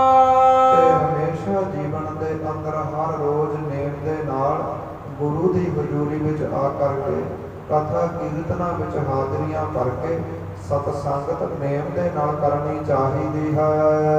तजिए अपर बेकार कलापा। ਤੇ ਜਿਹੜੀ ਆਪਣਿਆਂ ਤੇ ਪਰਾਇਆਂ ਦੇ ਨਾਲ ਲੜਾਈ ਝਗੜੇ ਨੇ ਜਾਂ ਵਿਕਾਰ ਭੋਗਣੇ ਹੈ, ਇਹ ਸਾਰੇ ਹੀ ਛੱਡ ਦੇਣੇ ਚਾਹੀਦੇ ਨੇ। अस प्रकार सुन गुर की बानी। ਇਸ ਪ੍ਰਕਾਰ ਜਦੋਂ ਦੁਨੀ ਚੰਦ ਨੇ ਸਤਿਗੁਰਾਂ ਦੇ ਇਹ ਬਚਨ ਸੁਣੇ ਹਨ, दुनी चांद मन में भल ਤੇ मानी। ਦੁਨੀ ਚੰਦ ਨੇ ਇਸ ਪ੍ਰਕਾਰ ਸਤਿਗੁਰਾਂ ਵੱਲੋਂ ਸਮਝਾਏ ਹੋਏ ਬਚਨ ਬੜੇ ਚੰਗੀ ਤਰ੍ਹਾਂ ਜਾਣੇ ਨੇ। आदक दर्ब इकट्ठो किए जेतो। ਜਿੰਨਾ ਵੀ ਦੁਨੀ ਚੰਦ ਨੇ ਹੁਣ ਤੱਕ ਮਾਇਆ ਪੈਸਾ ਇਕੱਠਾ ਕੀਤਾ ਸੀ, संतन हित खर्चो सब पे तो। ਤੇ ਸਾਰਾ ਹੀ ਧਰਮ ਦੀਆਂ ਕਰਮਾਂ ਵਿੱਚ ਖਰਚਣਾ ਕੀਤਾ ਹੈ। अनक प्रकार कराए आहारा। ਤੇ ਅਨੇਕਾਂ ਤਰੀਕਿਆਂ ਦੇ ਲੰਗਰ ਲਾ ਕਰਕੇ ਭੁੱਖਿਆਂ ਨੰਗਿਆਂ ਲੋਕਾਂ ਤਾਈਂ ਛਕਾਉਣਾ ਕੀਤਾ ਹੈ। संतन करियो प्रसन्न जबारा। ਇਸ ਪ੍ਰਕਾਰ ਜਿਹੜੇ ਨਾਮ ਜਪਣ ਵਾਲੇ ਲੋਕ ਸਨ, ਉਹਨਾਂ ਤਾਈਂ ਦਾਨ ਦੇ ਕਰਕੇ ਉਹਨਾਂ ਨੂੰ ਪ੍ਰਸੰਨ ਖੁਸ਼ ਕੀਤਾ ਹੈ। बहुते वस्त्र सिवाय ਤੇ पहराए। ਬਹੁਤੇ ਚੰਗੇ ਚੰਗੇ ਸੋਹਣੇ ਕੱਪੜੇ ਸਵਾ ਕਰਕੇ ਨੰਗਿਆਂ ਤਾਈਂ ਗਰੀਬਾਂ ਤਾਈਂ ਪਹਿਨਾਏ ਨੇ। मिल सुख संगत समा बिताए। ਤੇ ਦੁਨੀ ਚੰਦ ਹੁਣ ਹਰ ਰੋਜ਼ ਆ ਕਰਕੇ ਸਤ ਸੰਗਤ ਦੇ ਵਿੱਚ ਬੈਠਦਾ ਹੈ, ਨਾਮ ਜਪਦਾ ਹੈ, ਕਥਾ ਕੀਰਤਨ ਸ਼ਰਵਣ ਕਰਦਾ ਹੈ। सिमरहे वाहे गुरु सतनाम। ਤੇ ਸਤਨਾਮ ਵਾਹਿਗੁਰੂ ਦਾ ਹਰ ਰੋਜ਼ ਨੇਮ ਦੇ ਨਾਲ ਇਸ ਪ੍ਰਕਾਰ ਨਾਮ ਜਪਦਾ ਹੈ ਜੀ। तजे व्यार्थ जे करके काम। ਤੇ ਜਿਹੜੇ ਘਰ ਦੇ ਕਾਰਜ ਨੇ, ਕੰਮ ਨੇ, ਹੁਣ ਸਾਰੇ ਹੀ ਵਿਅਰਥ ਲੱਗਣ ਲੱਗੇ ਨੇ। पानी हाल तत्काल विसाला। ਇਸ ਪ੍ਰਕਾਰ ਸਤਿਗੁਰਾਂ ਤੋਂ ਉਪਦੇਸ਼ ਲੈ ਕਰਕੇ ਨਿਹਾਲ ਹੋਇਆ ਹੈ। ਧਰ ਉਪਦੇਸ਼ ਜੋ ਦਇਓ ਦਇਆਲਾ। ਜੋ ਗੁਰੂ ਨਾਨਕ ਪਾਤਸ਼ਾਹ ਨੇ ਇਸ ਪ੍ਰਕਾਰ ਉਪਦੇਸ਼ ਦਿੱਤਾ ਹੈ, ਦੁਨੀ ਚੰਦ ਤਾਈਂ ਸੁਣ ਕਰਕੇ ਨਿਹਾਲ ਹੋਇਆ ਹੈ। ਜੀਵਨ ਅੰਦਰ ਸਤਿਗੁਰਾਂ ਦੇ ਬਚਨ ਕਮਾਉਣ ਲੱਗਾ ਹੈ, ਸਤ ਸੰਗਤ ਕਰਦਾ ਹੈ, ਨਾਮ ਜਪਦਾ ਹੈ। ਜੋ ਵੀ ਕੀਤੀ ਗਈ ਕਮਾਈ ਧਰਮ ਦਿਆਂ ਕਰਮਾਂ ਵਿੱਚ, ਕੰਮਾਂ ਦੇ ਵਿੱਚ ਇਸ ਪ੍ਰਕਾਰ ਲਾਉਂਦਾ ਹੈ। ਇਹਦਾ ਦੁਨੀ ਚੰਦ ਤਾਈਂ ਮਹਾਰਾਜ ਜੀਆਂ ਨੇ ਉਪਦੇਸ਼ ਦਿੱਤਾ ਹੈ ਤੇ ਆਪਣਿਆਂ ਗੁਰਸਿੱਖਾਂ ਤਾਈਂ ਵੀ ਸਮਝਾਉਣਾ ਕੀਤਾ ਹੈ ਕਿ ਪਾਤਸ਼ਾਹ ਦਾ ਇਹ ਕਰਮ ਹੈ ਕਿ ਤੁਹਾਡੇ ਕਰਮਾਂ ਨੂੰ ਵੇਖ ਕਰਕੇ ਭਾਈ ਸਾਨੂੰ ਮਨੁੱਖਾ ਜੀਵਨ ਤਾਂ ਪ੍ਰਾਪਤ ਹੋਇਆ ਹੈ, ਪਰ ਮਨੁੱਖਾ ਜੀਵਨ ਨੂੰ ਅਸੀਂ ਬਤੀਤ ਕਿਵੇਂ ਕਰਨਾ ਹੈ, ਇਹ ਸਾਡੀ ਆਪਣੀ ਮਰਜ਼ੀ ਹੈ। ਕੀਤੇ ਗਏ ਕਰਮਾਂ ਅਨੁਸਾਰ ਸਾਡਾ ਲੇਖਾ ਜੋਖਾ ਹੋਵੇਗਾ। 84 ਲੱਖ ਜੂਨਾਂ ਦੇ ਗੇੜੇ ਮਿਲਣਗੇ। ਜਾਂ ਫਿਰ ਧੰਨ ਸਾਹਿਬ ਸ੍ਰੀ ਗੁਰੂ ਨਾਨਕ ਦੇਵ ਜੀਆਂ ਦੀ ਗੋਦ ਪ੍ਰਾਪਤ ਹੋਵੇਗੀ। ਇਹ ਸਾਡੇ ਕੀਤੇ ਕਰਮਾਂ ਨੇ ਫੈਸਲਾ ਕਰਨਾ ਹੈ ਕਿ ਇੱਥੋਂ ਤੱਕ ਅੱਜ ਦੀਆਂ ਕਥਾ ਵਿਚਾਰਾਂ ਆਈਆਂ ਨੇ। ਅਗਲੀਆਂ ਕਥਾ ਵਿਚਾਰਾਂ ਕੱਲ੍ਹ ਦੀਆਂ ਦੀਵਾਨਾਂ ਵਿੱਚ ਸਰਵਣ ਕਰਾਂਗੇ ਜੀ। ਹੋਈਆਂ ਭੁੱਲਾਂ ਚੁੱਕਾਂ ਦੀ ਖਿਮਾ ਬਖਸ਼ਣੀ, ਗੁਰੂ ਦਾ ਇਤਿਹਾਸ, ਗੁਰੂ ਦਾ ਸ਼ਬਦ ਜਾਣ ਕੇ ਹਿਰਦਿਆਂ ਵਿੱਚ ਵਸਾਉਣਾ, ਤਾਂ ਜੋ ਸਾਡਾ ਲੋਕ ਅਤੇ ਪਰਲੋਕ ਸਬਰ ਸਕੇ। ਆਓ ਆਨੰਦ ਸਾਹਿਬ ਦੀ ਗੁਰਬਾਣੀ ਨਾਲ ਜੁੜੀਏ, ਸਮਾਪਤੀ ਕਰੀਏ। ਸਤਿਨਾਮ ਸ੍ਰੀ ਵਾਹਿਗੁਰੂ ਸਾਹਿਬ ਜੀ। ਰਾਮ ਕਲੀ ਮਹੱਲਾ ਤੀਜਾ। ਆਨੰਦ ਏਕ ਓੰਕਾਰ ਸਤਿਗੁਰ ਪ੍ਰਸਾਦ। ਆਨੰਦ ਭਇਆ ਮੇਰੀ ਮਾਏ, ਸਤਿਗੁਰੂ ਮੈਂ ਪਾਇਆ। ਸਤਿਗੁਰ ਦਾ ਪਾਇਆ ਸਹਿਜ ਸੇਤੀ, ਮਨ ਵਜੀਆਂ ਗਾਧਾਈਆਂ। ਰਾਗ ਰਤਨ ਪਰਵਾਰ ਪਰਿਆ ਸ਼ਬਦ ਗਾਵਣ ਆਇਆ, ਸ਼ਬਦੋ ਕਾ ਗਾਵੋ ਹਰੀ ਕੇਰਾ, ਮਨ ਜਿਨੀ ਵਸਾਇਆ। ਕਹਿ ਨਾਨਕ ਆਨੰਦ ਹੋਆ ਸਤਿਗੁਰੂ ਮੈਂ ਪਾਇਆ। ਏ ਮਨ ਮੇਰਿਆ ਤੂੰ ਸਦਾ ਰਹੋ ਹਰ ਨਾਲੇ, ਹਰ ਨਾਲ ਰਹੋ ਤੂੰ ਮਨ ਮੇਰੇ, ਦੁਖ ਸਭ ਵਿਸਾਰਨਾ। ਅੰਗੀਕਾਰ ਉਹ ਕਰੇ ਤੇਰਾ ਕਾਰਜ ਸਭ ਸਵਾਰਨਾ, ਸਭਨਾ ਗੱਲਾਂ ਸਮਰੱਥ ਸੁਆਮੀ, ਸੋ ਕਿਉ ਮਨੋ ਵਿਸਾਰੇ। ਕਹਿ ਨਾਨਕ ਮਨ ਮੇਰੇ ਸਦਾ ਰਹੋ ਹਰ ਨਾਲੇ, ਸਤੇ ਸਾਹਿਬਾ ਕਿਆ ਨਾਹੀ ਕਰ ਤੇਰਾ, ਕਰਤਾ ਤੇਰਾ ਸਭ ਕੁਛ ਹੈ, ਤਿਸ ਦੇਹ ਸੋ ਪਾਵੈ। ਸਦਾ ਸਿਫਤ ਸਲਾਹ ਤੇਰੀ ਨਾਮ ਮਨ ਵਸਾਵੈ, ਨਾਮ ਜਿਨ ਕੈ ਮਨ ਵਸਿਆ, ਵਾਜੇ ਸ਼ਬਦ ਕਨੇਰੇ। ਕਹਿ ਨਾਨਕ ਸੱਚੇ ਸਾਹਿਬ ਕਿਆ ਨਾਹੀ ਕਰ ਤੇਰਾ, ਸੱਚਾ ਨਾਮ ਮੇਰਾ ਆਧਾਰੋ। ਸਾਚ ਨਾਮ ਆਧਾਰ ਮੇਰਾ, ਜਿਨ ਭੁੱਖਾ ਸਭ ਗਵਾਈਆ। ਸ਼ਾਂਤ ਸੁਖ ਮਨ ਆਏ ਵਸਿਆ ਜਿਨ ਇੱਛਾ ਸਭ ਪੁਜਾਈਆ। ਸਦਾ ਕੁਰਬਾਨ ਕੀਤਾ ਗੁਰੂ ਬਿਟਹੁ ਜਸੀਆ ਇਹ ਵਡਿਆਈਆ। ਨਾਨਕ ਸਮਹੁ ਸੰਤ ਹੋ ਸ਼ਬਦ ਧਰਹੁ ਪਿਆਰੋ, ਸਾਚਾ ਨਾਮ ਮੇਰਾ ਆਧਾਰੋ। ਵਾਜੇ ਪੰਜ ਸ਼ਬਦ ਤਤ ਘਰ ਸੁਭਾਗੈ ਘਰ ਸੁਭਾਗੈ, ਸ਼ਬਦ ਵਾਜੇ ਕਲਾ ਜਿਤ ਕਰ ਧਾਰਿਆ। ਦੂਤ ਤੁਧ ਵਸ ਵਸ ਕੀਤੇ ਕਾਲ ਕੰਟਕ ਮਾਰਿਆ। ਤੁਰ ਕਰਮ ਪਾਇਆ ਤੁਧ ਜਿਨ ਕੋ ਸੇ ਨਾਮ ਹਰ ਕੈ ਲਾਗੇ, ਕਹਿ ਨਾਨਕ ਤਹ ਸੁਖ ਹੋਆ ਤਿਤ ਘਰ ਅਨਹਦ ਵਾਜੇ। ਆਪ ਸਮਹੁ ਵਟ ਭਾਗੀ ਹੋ ਸਗਲ ਮਨੋਰਥ ਪੂਰੇ, ਪਾਰ ਬ੍ਰਹਮ ਪ੍ਰਪਾਇਆ ਉਤਰੇ ਸਗਲ ਵਿਸੂਰੇ। ਰੂਪ ਰੋਗ ਸੰਤਾਪ ਉਤਰੇ ਸੁਣੀ ਸੱਚੀ ਬਾਣੀ, ਸੰਤ ਸਾਜਨ ਭਏ ਸਰਸੇ ਪੂਰੇ ਗੁਰ ਤੇ ਜਾਣੀ। ਸੋਤੇ ਪੁਨੀਤ ਕਹਤੇ ਭਗਤ ਸਤਿਗੁਰ ਰਹਿਆ ਭਰਪੂਰੇ, ਬਿਨ ਬੰਤ ਨਾਨਕ ਗੁਰ ਚਰਨ ਲਾਗੇ, ਵਾਜੇ ਅਨਹਦ ਤੂਰੇ।